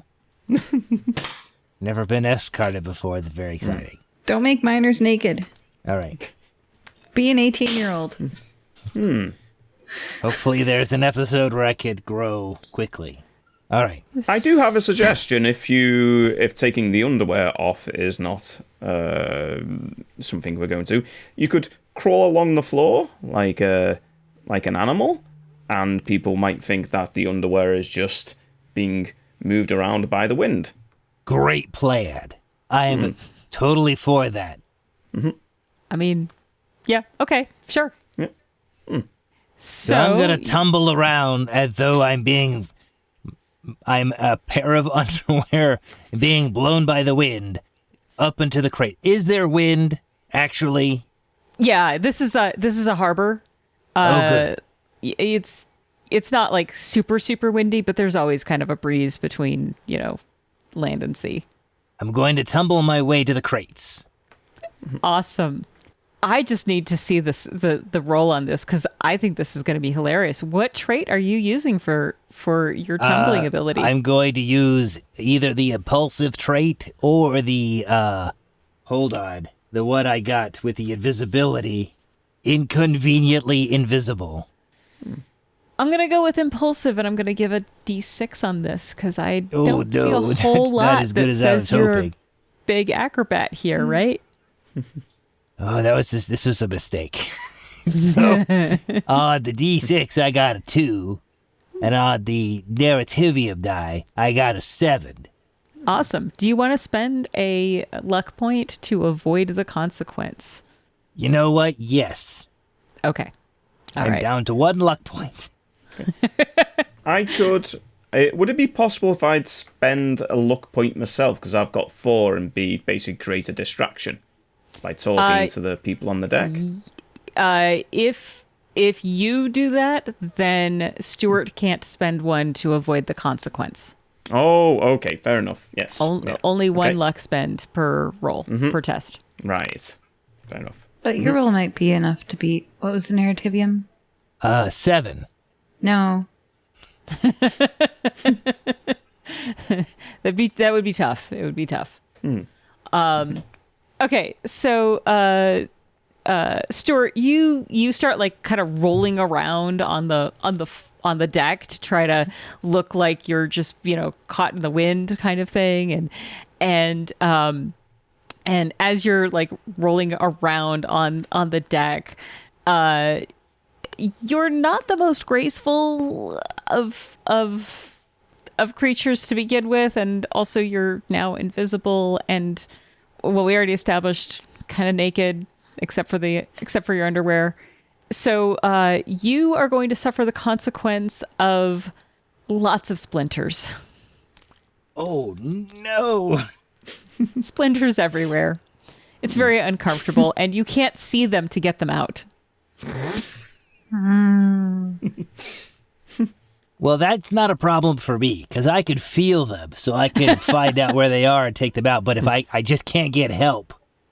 Like, yeah. If Sofia is a tweezer expert, doesn't matter. And I bet Sophia's a tweezer expert, for like eyebrows and stuff. Eyebrow, probably, just the one. That's fair. That's fair. I don't know. Does but she makes up other people too, right? So. Yeah. So I'm trying to keep it cool, even though I'm in a terrible amount of pain with the splinters. And I just keep rolling toward the crates, and it's just very painful. And I can't tell my friends, because that would look very uncool. Right. You do see, though, as you've been rolling around on the deck, that there is a ramp down into the hold, and it looks like the hold has a number of crates and things in it as well.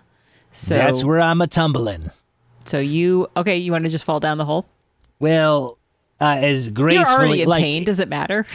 Hold on. So you said a ramp, right? I mean, it's not like I'm just doing a straight fall. I just roll it down the ramp, admittedly with splinters, but I'm easing my way into the hold. Yes. Okay.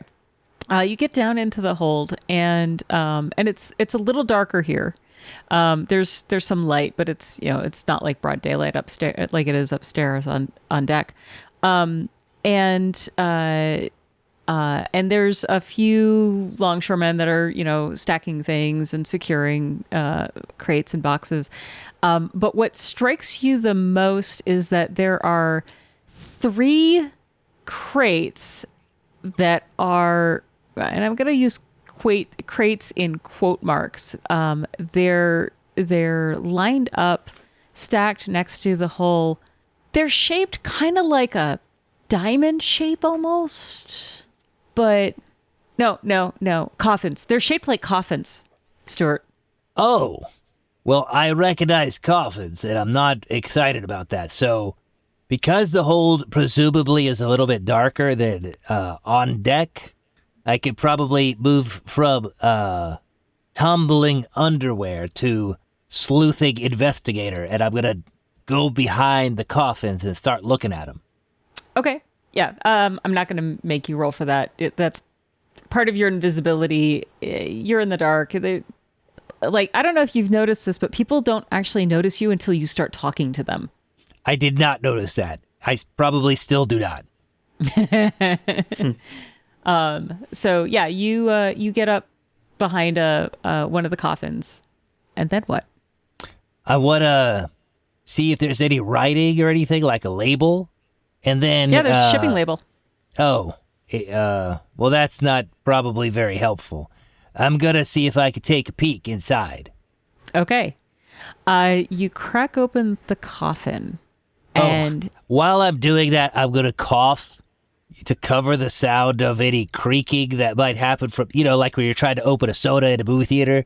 Instead of it going, you go, and it covers the sound. That's what I'm doing with this coffin. Excellent. So I'm going to remind you that you are inconveniently invisible. So any sound, including the cough, is going to be startling. So I understand that from a player perspective. Character. Stewart does not know. He's trying Stewart to has be not cool. put that together. Yep, No. That's totally cool. So let's roll for this. And I assume that what you're trying to do is not be detected. Correct. Yeah. So D6 on this, because this is an inconvenience of your invisibility. Okay. So I rolled a 4 on my D6, and the narrativium die was 6. Okay. So, one of the longshoremen, who was just about to head up the ramp, turns and he says, "Someone there?" And he starts heading back down the ramp towards you. I will look very surprised, but nobody will notice that, and then I will lay down on the floor like I'm just a pair of underwear on the floor. Okay, behind the coffin. Yes. Okay, so the longshoreman comes over and he is like looking around at the like the coffins and kind of behind them, but he doesn't seem to notice you on the ground there, and then you and the longshoreman both hear a cough, and the longshoreman stands straight upright and runs out of the hold because you both heard the cough coming from inside the coffin. Dun, dun, dun. Can that be a clue, GM? Yeah. I would like to open the coffin because probably that's very stuffy in there. We've seen this person running in terror from the hold and decide to follow down. Okay. Yeah. Mm-hmm. If that's okay with you, Sophia. Yeah, we're running down because we heard a cough. The person running in terror. You didn't see a cough. You saw a longshoreman come running out of the hold like the nine hells are following him. And when he gets back up on the deck, he just kind of stops for a second and then just kind of like fake calmly walks to the as far away from that part and starts rearranging things that are on the deck. Okay.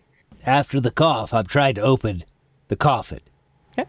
And Stewart, you are by yourself once he leaves. Do you start opening it after the longshoreman leaves? Because I you're by think yourself? there's like a guy trapped in there, and that sounds terrifying because I'm a little bit claustrophobic, and so I'm projecting my fears onto this guy.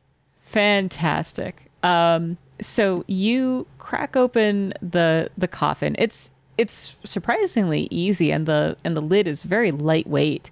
And you lift it. It's like a a fairly ordinary looking coffin, but as you open it up, you see laying in the coffin, and he rises up just like without even bending at the waist or anything, a very, very pale skinned man. Oh my gosh, this person's been trapped inside this crate. They need vitamin D. They're like sick from the ship. Yeah, Transit. Arthur and Sophia, you recognize him. Oh. This is Baron Jacob Halspicer. Oh. Oh. Baron. What a surprise to see you here. And he kind of looks at the two of you. He doesn't see Stewart, of course. And he says, "What are you doing here? Why have you disrupted my coffin?" I think the real question is, what are you doing here? You're in a boat. He startles when you start talking. I'm traveling. You see that there's a layer of loose dirt inside the coffin. Okay. Vacation, I assume. Where are you headed? I'm getting away from here. I've how do I put it? Burned some important bridges. It's time to move on. Do you even know where here is? You're just in this really dark ship hold. Well, I did not sense the boat moving significantly. I assume I'm still in harbor in New Inthera. I nod, but nobody sees it. Right. Where's George anyway? Great question.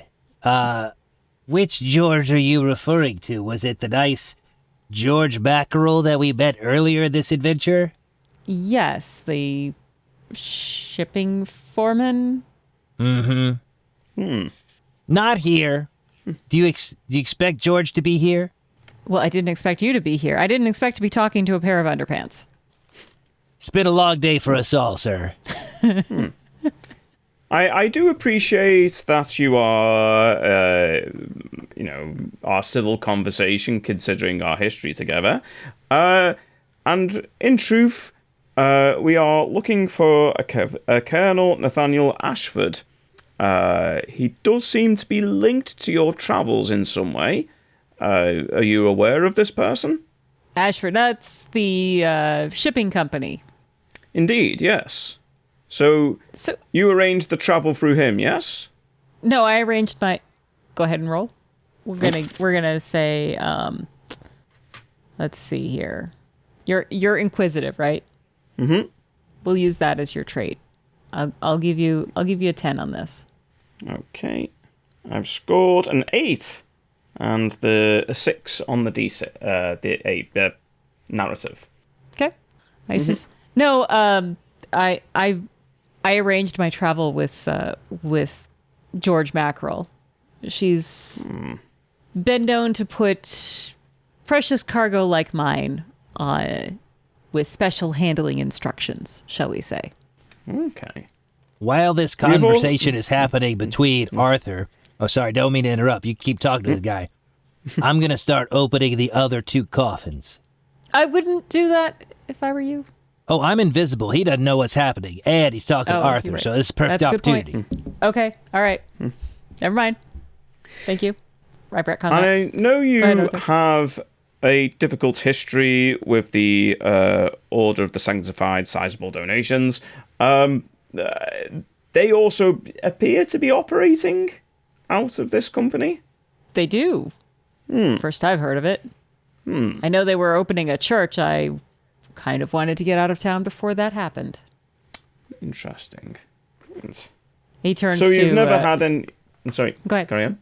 No.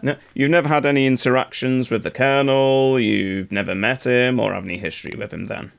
No, my dealings were almost entirely with George. George. Okay. He turns to Sophia and says, Miss Yang, it's so lovely to see you again. And he holds his hand out. Tee-hee. And she kisses the hand. And he, when you like, do you take his hand or just like bend over and kiss it? There's like that super formal 2-fingered way to grip the hand, and then you bring it up to your mouth and you like put a peck on it and then you give it back. Okay. So after you kiss the hand, his hand closes around your fingers and he pulls your hand towards him and places a kiss on your hand, and then you can very audibly hear him smell your wrist. If I tug my hand back out, does he hold on? No. Cool. Tug. He's clearly enjoying the scent of your blood. I'm alive, I know. Oh, Yeah. Baron, it's nice to see you again. How is Kenko? And his face gets very dark when you ask about his former thrall. I'm afraid I haven't seen Kenko in some time. It's truly tragic. That is tragic, especially after I saved Kenko's life and put all that effort into him. Did you? Why, then you have my thanks. I owe you a debt. No, Kenko does. Well, one of us can afford to repay our debts. So you're in the barrels of a ship. Where are you heading? Why? What happened to you? I am heading away. This continent no longer appeals to me, and I thought it would be good to find more enticing shores. But without Kenko? Are you going to be okay by yourself? Oh, I'm not by my... And that's when Stewart cracks open one of the coffins, and the vampire inside attacks him because they haven't fed recently and they're a lot younger. So... I would like to go, "Wah!" Like, that's my first reaction. Yeah, and since you're invisible, they like the vampire just like lunges upwards at whatever has opened the coffin. So it's very easy for you to dodge out of its way because it can't see you. What would you like to do?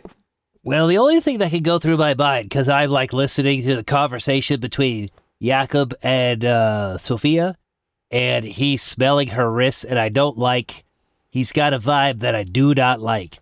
But then I think about how wonderful Arthur's hands smell, and I'm like, ooh, I bet they go crazy for his hands. And so I try to leap over, avoiding vampires, to Arthur's hands, and then kind of grab his wrist and pull him toward the vampire to trick them, you see, because he's a mechanical guy, and I hope their teeth break on whatever they're going to try to bite. Okay. This is a very convoluted plan that is definitely my specialty, worthy. frankly. It's definitely worthy of a teenager with more intelligence than sense. So let's go with a D10 on this. You would think that would help. Narrativium dice 8. My die 6. Okay. So you leap over to Arthur and start pulling on Arthur's hands to bring him towards the hungry vampire, and but in doing so, because remember, you have a lot of splinters, right? And oh yeah, some of those splinters work their way out, which is great, except they were in pretty deep, and so although you can't see it, you're bleeding a little bit, and the vampires can smell it. Oh crud! Yeah. So what is happening, GM? So what's happening is you're in this kind of cramped space, right, in the cargo hold of this ship, and one vampire seems to be holding himself together. The other vampire hasn't fed in a while and is kind of frenzied. So it's like lashing out to try to reach you, and can't find you until the scent of blood, and now it's like locking onto you like a predator to its prey. What would you like to do to try to avoid getting bitten by a vampire? And anybody can help with this if you've got suggestions or wildly creative plans. Yeah. I had the idea of grabbing the Baron by the throat with my good arm, and saying to the two vampires, I would greatly appreciate you if you could control your behavior. Otherwise, your Baron will be getting some sun. And start dragging him towards the exit of the hold. Yeah. So you're gonna try to use your physical prowess and threatening to intimidate the feral vampire into submission. Mm-hmm. Sounds good. You're terrible at lying, right? Mm-hmm. Okay. And you were a war machine. Yes.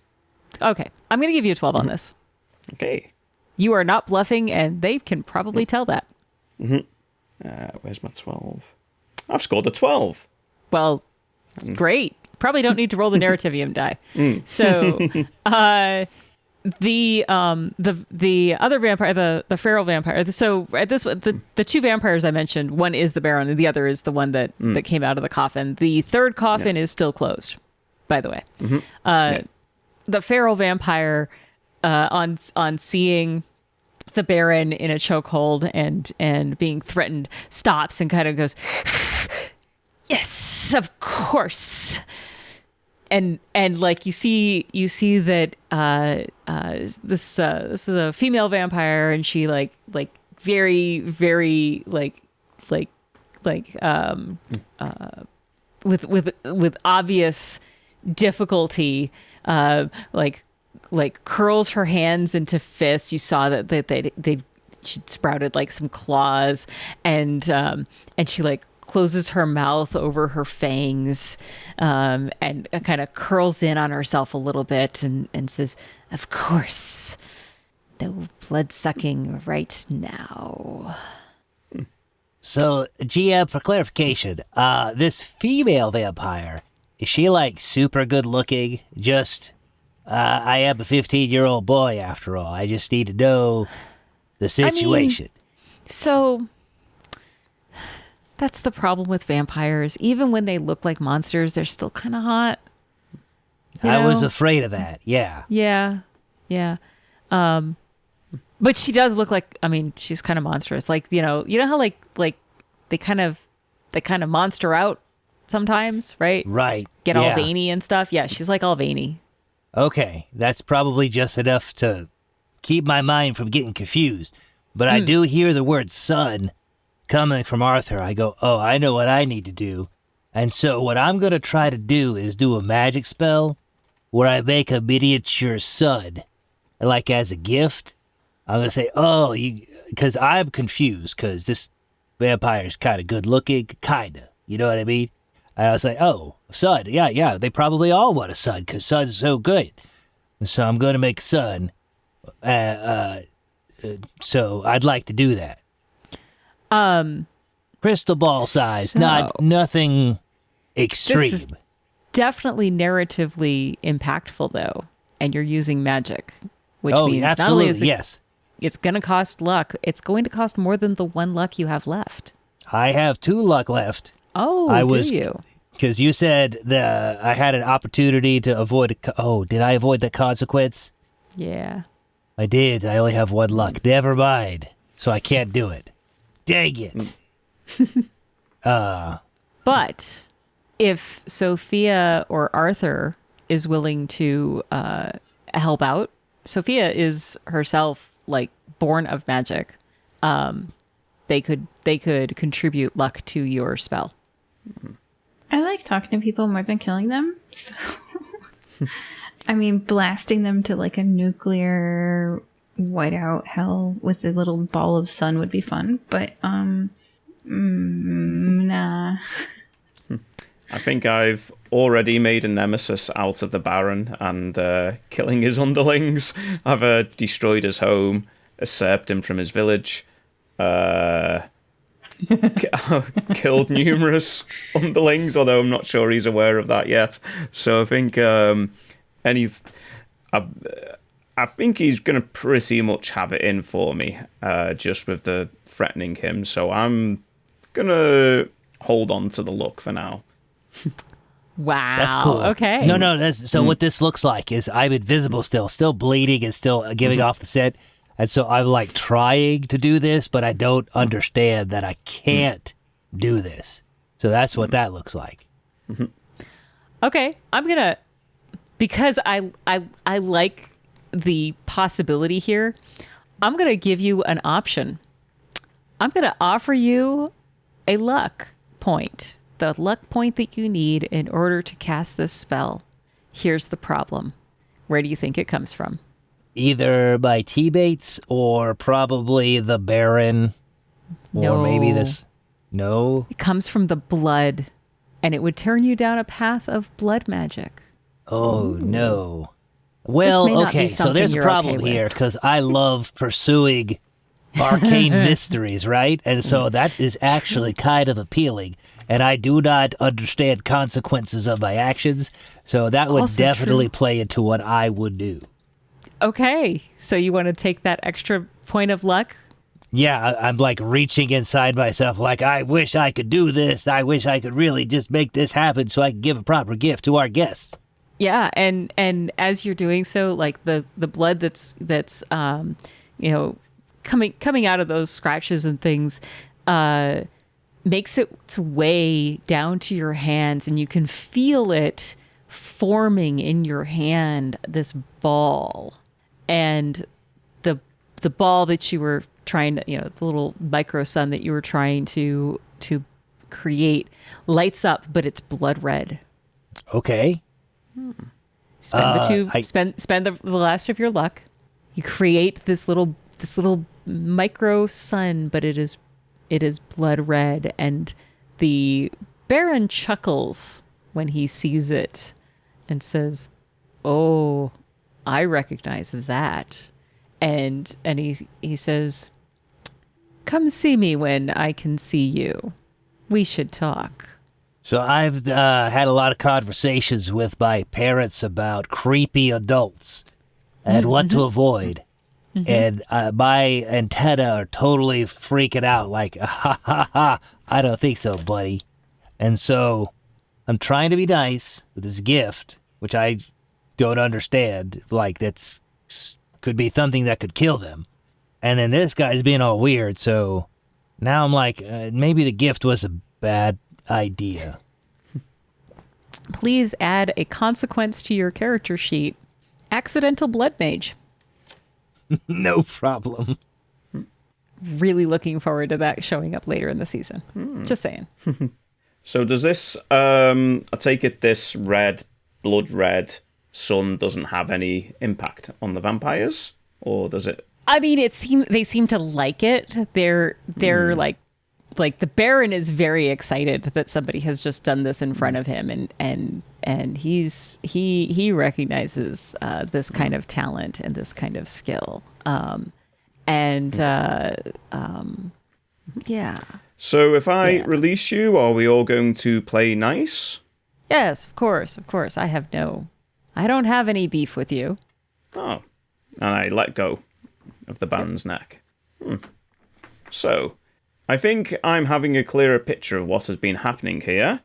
I think that we need to talk to George again. Okay.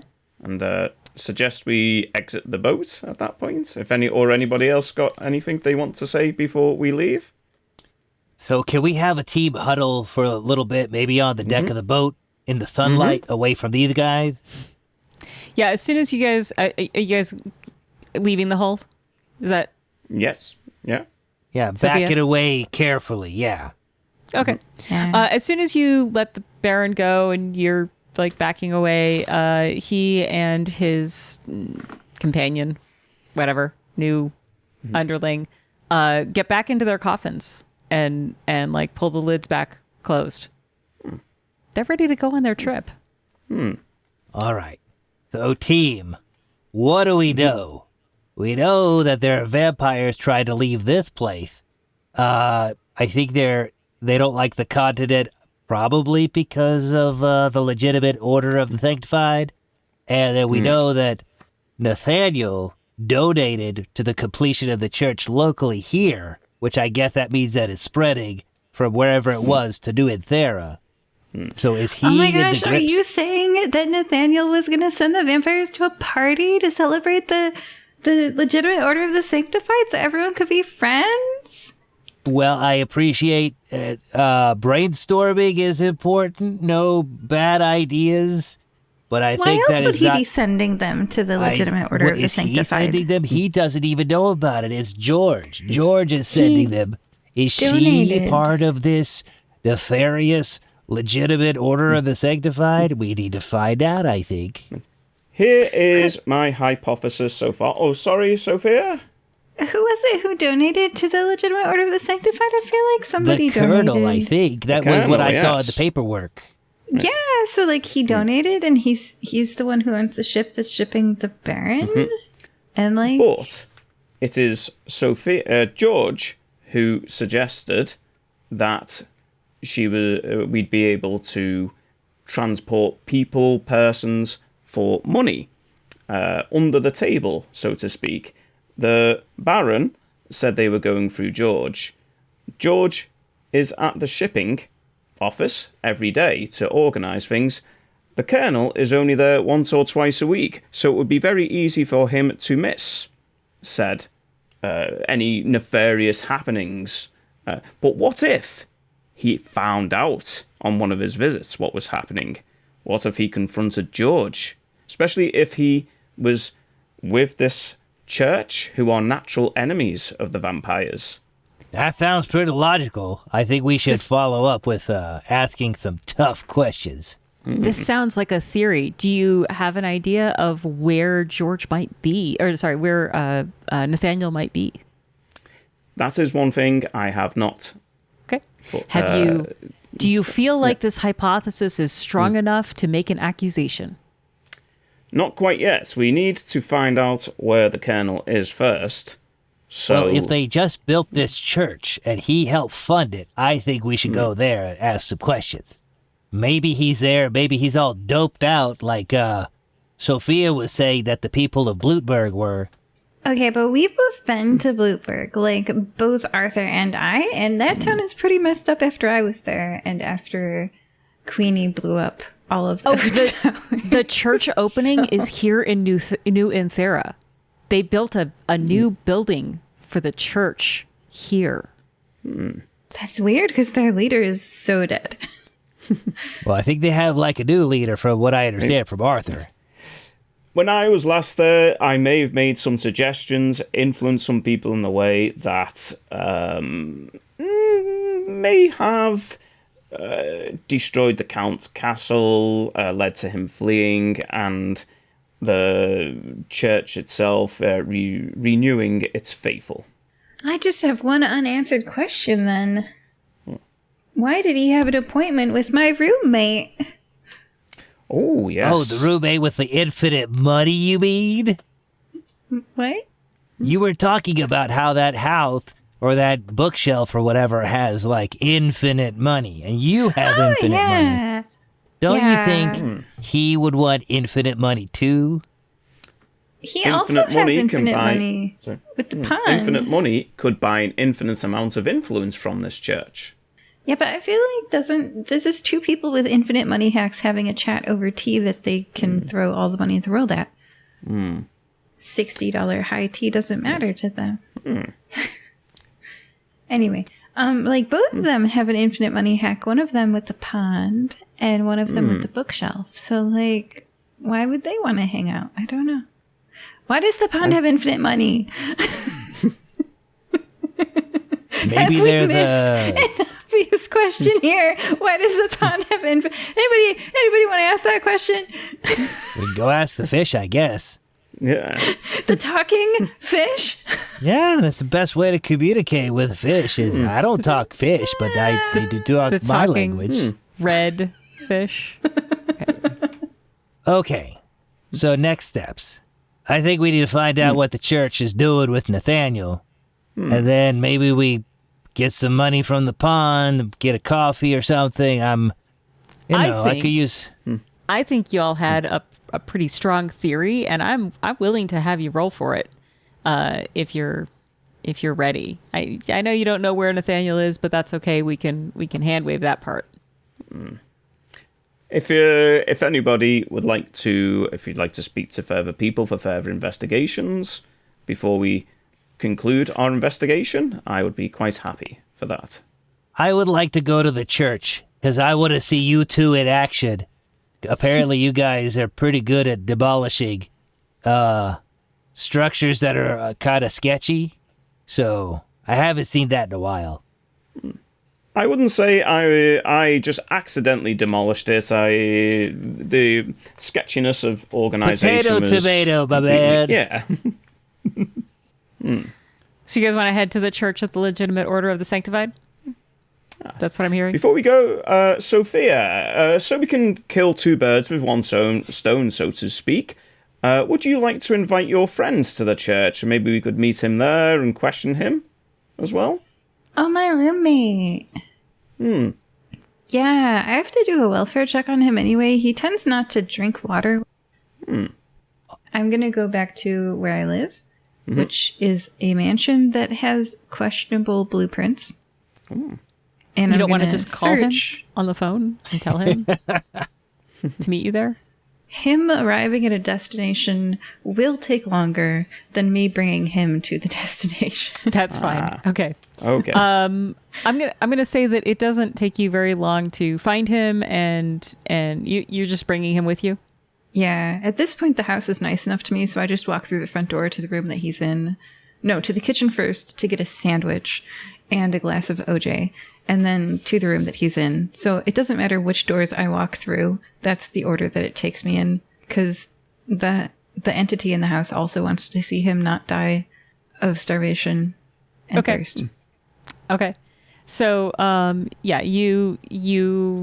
you gather Sir Edmund Ashford, who seems like his mind is wandering a little bit more than usual, but otherwise, when you say, "Oh, I need you to come with me," he comes with you. And I make sure that he has drunk 2 glasses. Okay. So you all convene at the Church of the Legitimate Order of the Sanctified. Now what? So it's a large white building with large windows and many silver relics of the faith. There is a font containing holy oatmeal with little bowls next to it near the entryway. There's a big banner over the church door that says grand opening this weekend. And you see that there is there's a woman there. Arthur, you recognize Fikri Cheetham. She's she's wearing like her vestments, and she's currently just like setting things up on the altar, some candlesticks and whatnot. Ah, Fikri. What a surprise to see you here. Guten Tag, Arthur. How are you? I'm good. I'm good. I'm good to see a friendly face today. I was wondering if you might be able to help me a little bit. Yeah? Yeah. I'm looking for a Colonel Nathaniel Ashford. And her eyes light up when you say his name. Oh, our patron! I, the GM, again, apologize. I am not great with accents. The Germanic accent that Fikri has, it will slide very easily into French, and then it's just embarrassing for all of us. So I'm not going to do it. So she says, our patron. He's such a wonder. He is the reason we can have this beautiful church. Have you seen him about recently? No, I haven't seen him in a couple days. I invited him to the grand opening, and I'm hoping he can make it. How unfortunate. He seems to have dropped off the face of the earth. She looks very alarmed at this news. Really? Yes, a few people looking for him. He was noted not to have paid his taxes, which he usually does. So I was asked to kind of see if we could find him and help him with that. And we've been led here, and everywhere seems to be a dead end. When you mentioned that he seems to be having trouble with his taxes, she looks even more alarmed. And she says, I haven't seen him in probably 4 days, but I only expected him to come today. So, this is very worrying. Was it here you last saw him, or anywhere else? Oh, I visited him in his home a few days ago to thank him and invite him to the grand opening. Have you had any of the oatmeal? Well, you wouldn't, of course. And she turns to Sofia, who I don't know. Have you guys met before? Yeah, I was there when I killed his beloved leader. Well, Queenie did. And when my other friend, so sort of like Arthur and Stewart here, my 2 friends, one of them killed his beloved leader and the other one killed his fellow bodyguard. I was just there supporting. We've met. I had nothing to do with any of this. I just want to put that out on the record. Well, just to point out, though, you getting rid of the former leader did leave a power vacuum for Fikri to take over. So just saying, maybe no hard feelings.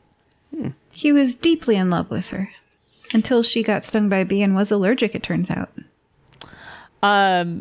So, but he did turn tail and run when she went to die. So I know that about him. I know his deepest, darkest secret, that when it came time for the person that he loved the most in the world to get stung by a bee, did he help with her anaphylactic shock? Like his fellow bodyguard who died from a sword slash because they stopped to help? Or did he turn tail and run and survive? So yeah, I look at him. I know him. Hi, Fikri. Or her. What are they? Whatever, I don't care. Doesn't matter to me. I've been interpreting Fikri as female, and unfortunately I don't have pronouns written on their character sheet, so... That's okay. I forgot to write that down. They are a they now. They. Don't Great. care. Apologies. No, they it's all good. are a non-binary person. Okay. They are now. But more importantly, they're a coward deep in their heart. When their beloved person needed them, they ran. Yes, well... But only I and they know that. So yeah, I look at him. I know him. Hi. Oh, hi, Fikri. Teehee. And Fikri kind of looks at you for a moment and says, "Have you had the oatmeal?" Oh, the last time I saw the oatmeal, Queenie was blowing up the silos. No. This is we've moved away from those ways. They're not the face of a modern church. This is just oatmeal. That's right. The only person who knew the recipe was Samantha. She's dead now. Tragic, but we must go on. Serve the people. Serve, literally. Well, I, of course, will partake. I take some oats. I hold them. Okay. So while Sophia's getting some oath, I'm going to ask Fikri, excuse me, how did... Fikri startles when you start talking. Oh, hello, sorry. Invisible person here. I'm going through a phase. Anyway, I want to know how the Colonel Nathaniel, got wrapped up with you guys. How did they meet you? Like, what's the deal? Well, so when after the legitimate order of the Sanctified was disbanded, Fikri said, they say, looking meaningfully at Arthur and Sofia, those who remained faithful, we wanted a new way, and we moved here and started, gathering more believers. And I wanted us to have a home for our worship. So I was looking for benefactors, and Colonel Ashford was looking for a place to donate his money. I understand he has a lot of it, and he wanted to do good with it. Sounds like a serious tax write-off, frankly. I don't know why he's having all these problems. Well, and the oatmeal font it's open and free to anyone. We've taken the tenets of the legitimate order of the Sanctified, and we do believe in feeding people. That seems like a good thing to do with our beliefs. I like eating, so yeah, I understand where you're coming from. Have you had some of the oatmeal? No, I'm pretty stuffed, actually. I don't know, my stomach's a little upset. Don't really have an explanation except for probably the invisibility. The blood loss will probably be contributing to it as well.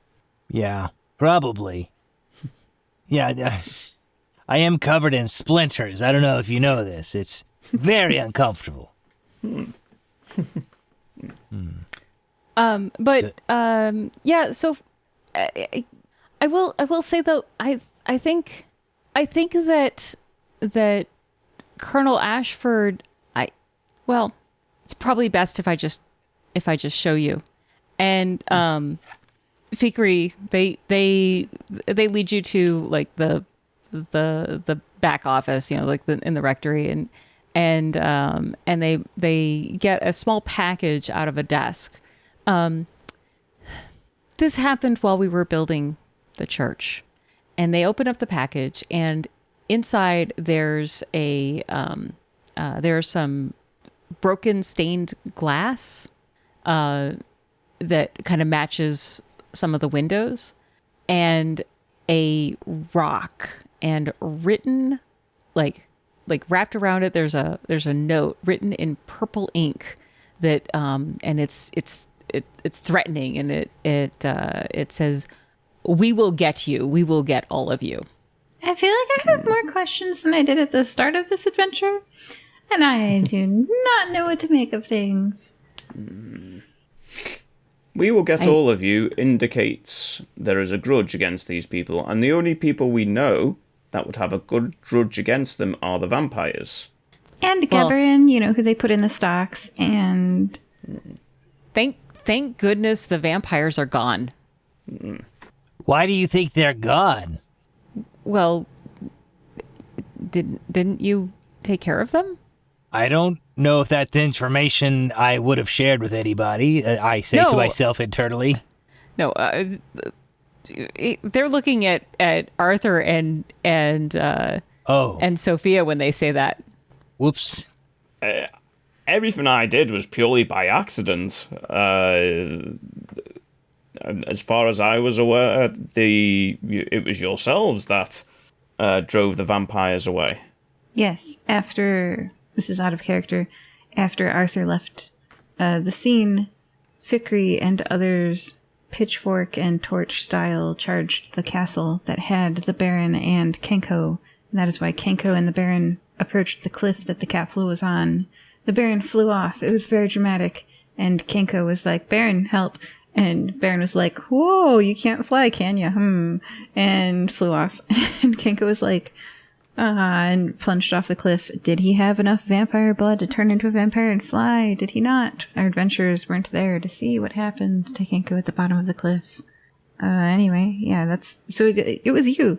It was you who, out of character, it was you who charged the Baron with pitchfork and torch and chased them out of town. My character does not know that. Okay, then rewind a little bit. Yes, of course they were taken care of. They were driven off. They were, dare I say, possibly killed. So I kind of take us to the side for a second, so Kikri can't hear us, and just like, so when we spoke to the Baron, he seemed very unaware of anything that was going on. These people say they've been attacked recently when the Baron's not left the hold. His coffin didn't look disturbed. One person we're not considering here is this, who would also have a grudge, is Kenko. Is it possible he survived and is somehow targeting this church? So let's say that you save someone's life and they turn out to go on and murder people. Are you responsible for those murders? Like, just a question for a friend. No. How could that be? Okay, good. Okay, I'm not... No. Yeah. So, Sophia, what about your friend that you brought along with you? Does he know these people, or what's the deal? Oh my gosh, yeah. I give him another sandwich. This one is cucumber and cottage cheese with the crust cut off. Nice. He sort of started wandering around the church, like taking a look and sketching a little map of it in his notebook as he paces it. And when you come over with another sandwich, he's already holding a bowl of oatmeal and eating it. Totally fine. Anything that wants to mess with him will lose. I know who his friends are. So I actually don't have... I have to do many things for him, but it does not protect him from evil. I just have to make sure he's watered. So he's best friends with Cthulhu. He has that handled. So I'm like... He's your eldritch houseplant. Yeah. So I'm like, okay, so like question... I saw that you had a meeting with somebody today. Do you remember? I know this is a horrible question to ask you. Do you remember who you had a meeting with today? And he looks at you and kind of cocks his head and says, "The one who dreams backwards?" No, like Colonel Nathaniel Ashford. Does that name ring any bells? Oh, yes. He is a member of a Sophia, I have you to thank for this. I joined an altruists club About damn time. to give away some of the wealth. And That's right. That's how I met old Nate. This is the kind of club that you two with the infinite, I'm sick of hearing about those islands that people go to where they like hunt people and eat them with the unlimited money. More of this, more of the altruist club. This is what you guys need to be into. I approve. Yes, but he wanted to meet me today. He said he had he wanted to warn me about something about it. I don't know. Something about taxes. And I said, old chap, all you need is a friend in an alternate dimension to take care of those problems for you. But Colonel Nathaniel Ashford doesn't have that friend, and now he's missing. Oh, well, should I ask the dreamer that dreams backwards? We shouldn't talk to them. No. Leave important things for them. We should just ask, so you were here to meet over the Altruist Club to donate the unlimited monies to good charitable causes. No, that makes sense. Okay, that makes sense. I'm sorry I brought you out here today, but you did get a sandwich and a field trip. And this lovely bowl of oatmeal. Yeah, you can eat that. Is this the cause that you donated to, this church right here? Me? No. Sophia picks charities for me. She's very good at it. I do. I have an almost rebellious streak of who in society equitably deserves our action, and really finding someone with unlimited money, I demanded that they take action to solve some of the problems that face the world today. I've been working on him. This means that you maybe should go home. I'm going to pack you off now. I'm going to put you in like a lorry. What's the right way to send these people? Uber? Could I just ask first, is that, appreciate you coming out for this. You said you spoke to the Colonel about taxes. How recently was this?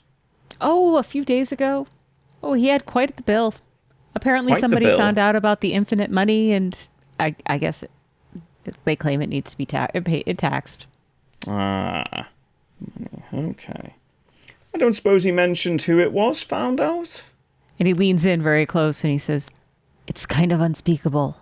The government. Ah, okay.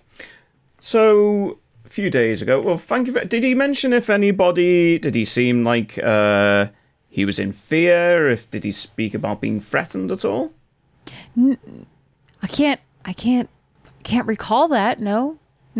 Wasn't screaming or bleeding from his eyes. No, I think he was fine. Okay. Oh, thank you then. Sir Edmund's idea of fear may be a little higher bar than most. Okay. So when I say fear, I mean, was his voice shaking? Did he mention that there were anybody after him, or that he'd found something out that people shouldn't know? Oh, yes, he had found, but he didn't tell me what it was. What did he say? Do you recall? He said that he'd learned something troubling and he couldn't discuss it. Not with me. I offered to take care of it for him, and he said definitely not. Anyway, I'll just make my way home now. Thank you. And he pulls out a map, and as he pulls it out, you realize that it's roughly a map of New Anthera, but it seems to be like it kind of gives you a slight headache when you look at it, because it's almost like there's additional dimensions represented on it. It's very strange. This is what he maps, right, Sophia? Sort of. He maps the same place multiple times, but the maps are contradictory.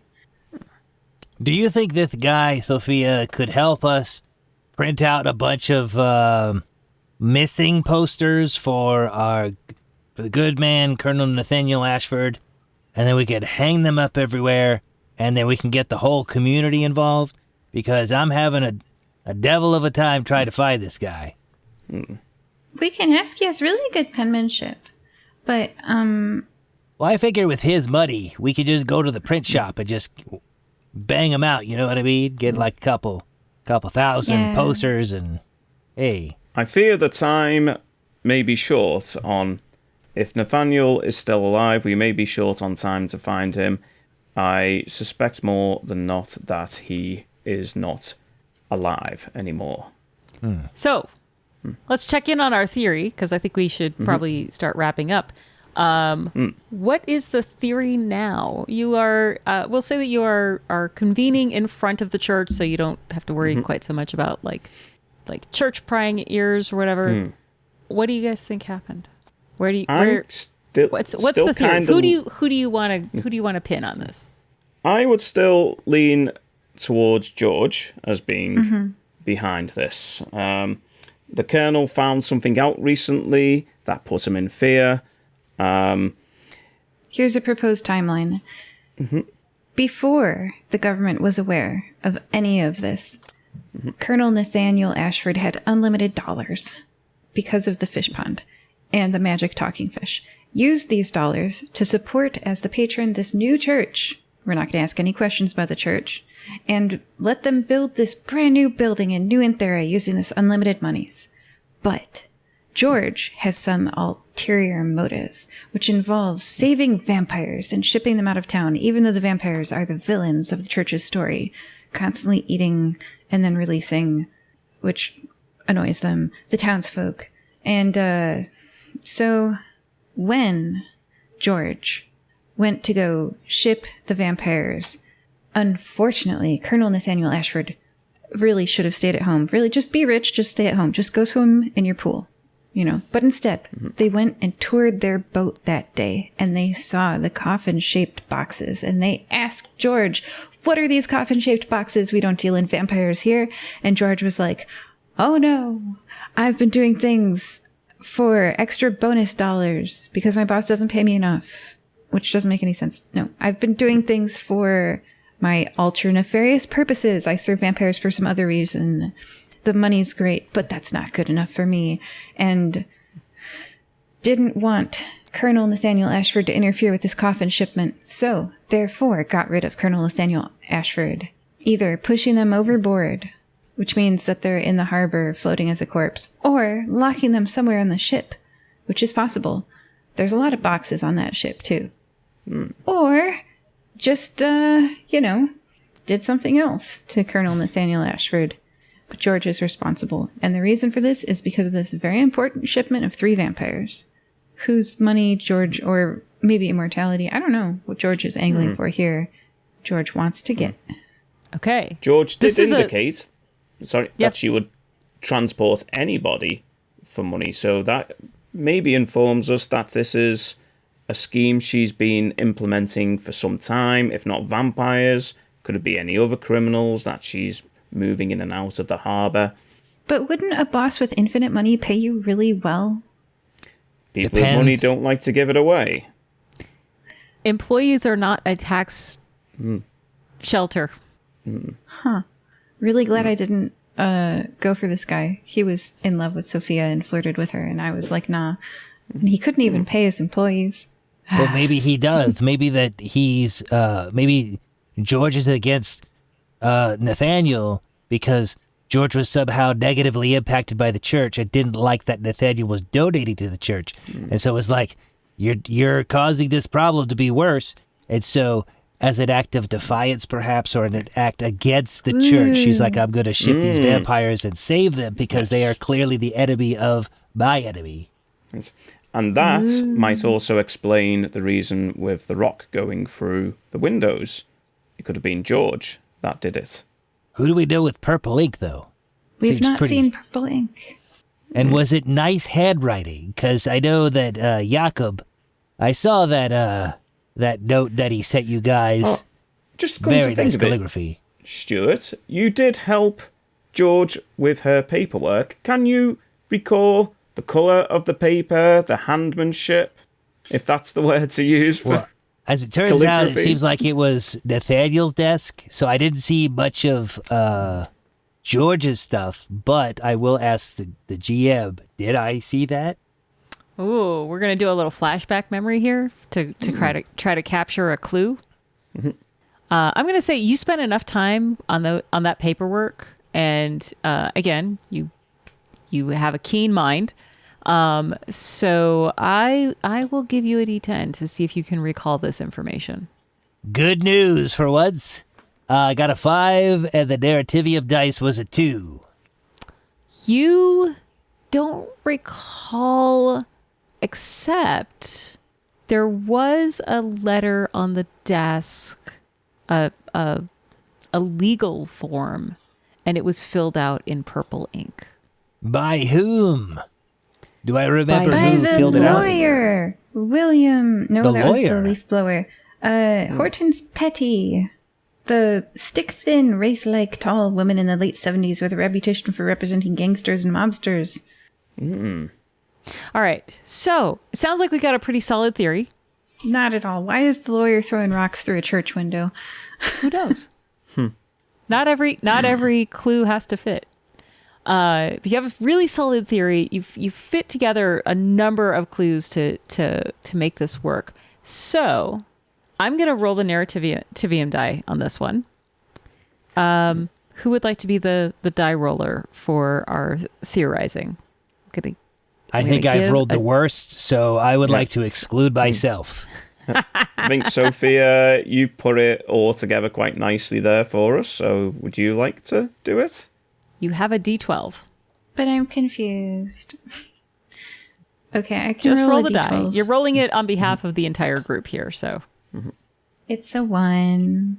Oh, no. I got a 2. I have no Okay. luck to give, my dear. Sorry. There's no luck on this one, on this roll. Also no traits, because we're the mystery, the theories traits are what you're using essentially. All right, so you go back to the ship to confront George, and you find Nathaniel tied up, not tied up, in a crate in the hold, just as you expected. He doesn't know who kidnapped him, but you arrest George, who insists on her innocence. And as we pan back, as the camera pans back and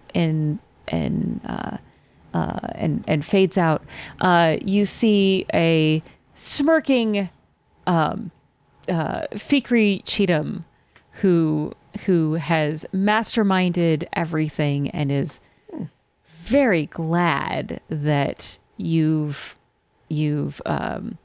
arrested the wrong person. Dun dun dun.